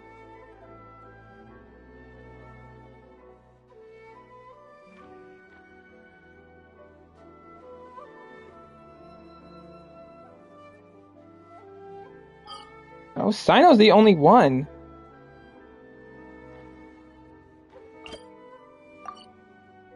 Oh, and he can't... I don't think his voice actor is back, so... this is gonna be a pain in the ass.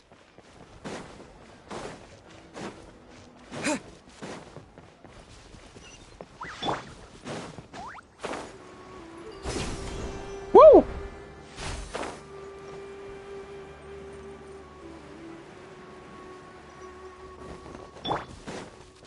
Oh, and it's Tainari too. Great.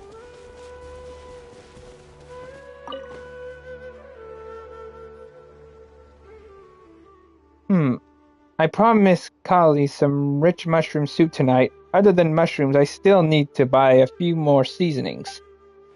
Sino, what are you looking at? Interested in trying the shroom barely? No, but I am pondering a related question. Oh, I thought Sino lost his voice. Sino, is the Meko managing the shopping? It's you, Traveler. That joke wasn't bad. Allow me to soak it in. Huh? What did he say just now? Micro... Not bad. I like it. Wow, I... honestly, through Simon's... not Simon. Sino's serious tone, I didn't expect him to have a sense of humor. Sino more... Oh, that is totally what I'd say. Tainari's like, shut up. Please, you two, that's enough. It's almost time to eat. Zach, care to join us? Kali would be delighted if you were there. Not bad. Still, it's a pity. I haven't found any new shrooms yet. Neo shrooms? Now, that's one I've never heard. Is it a newly discovered species? It can't be it. I keep track of every project related to cultivating new species. But I've never heard of that name. Exactly. After all, the newsrooms have yet to make the press release.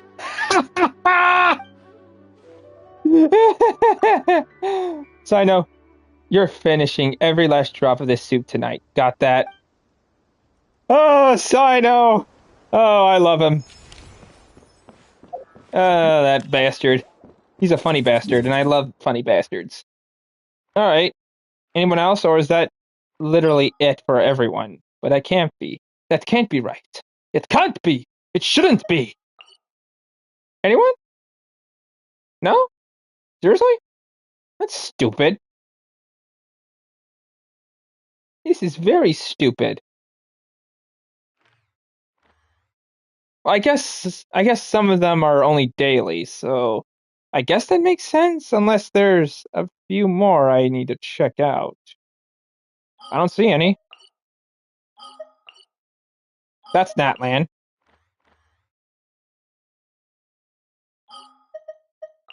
Anywhere else in Inazuma?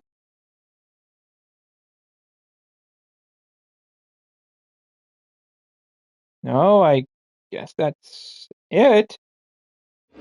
Okay. Alright, did we get a few rewards from that? No. Ah, we just need a few more. Okay. Well, before we end the stream, let's go ahead and let's go ahead and get our rewards here.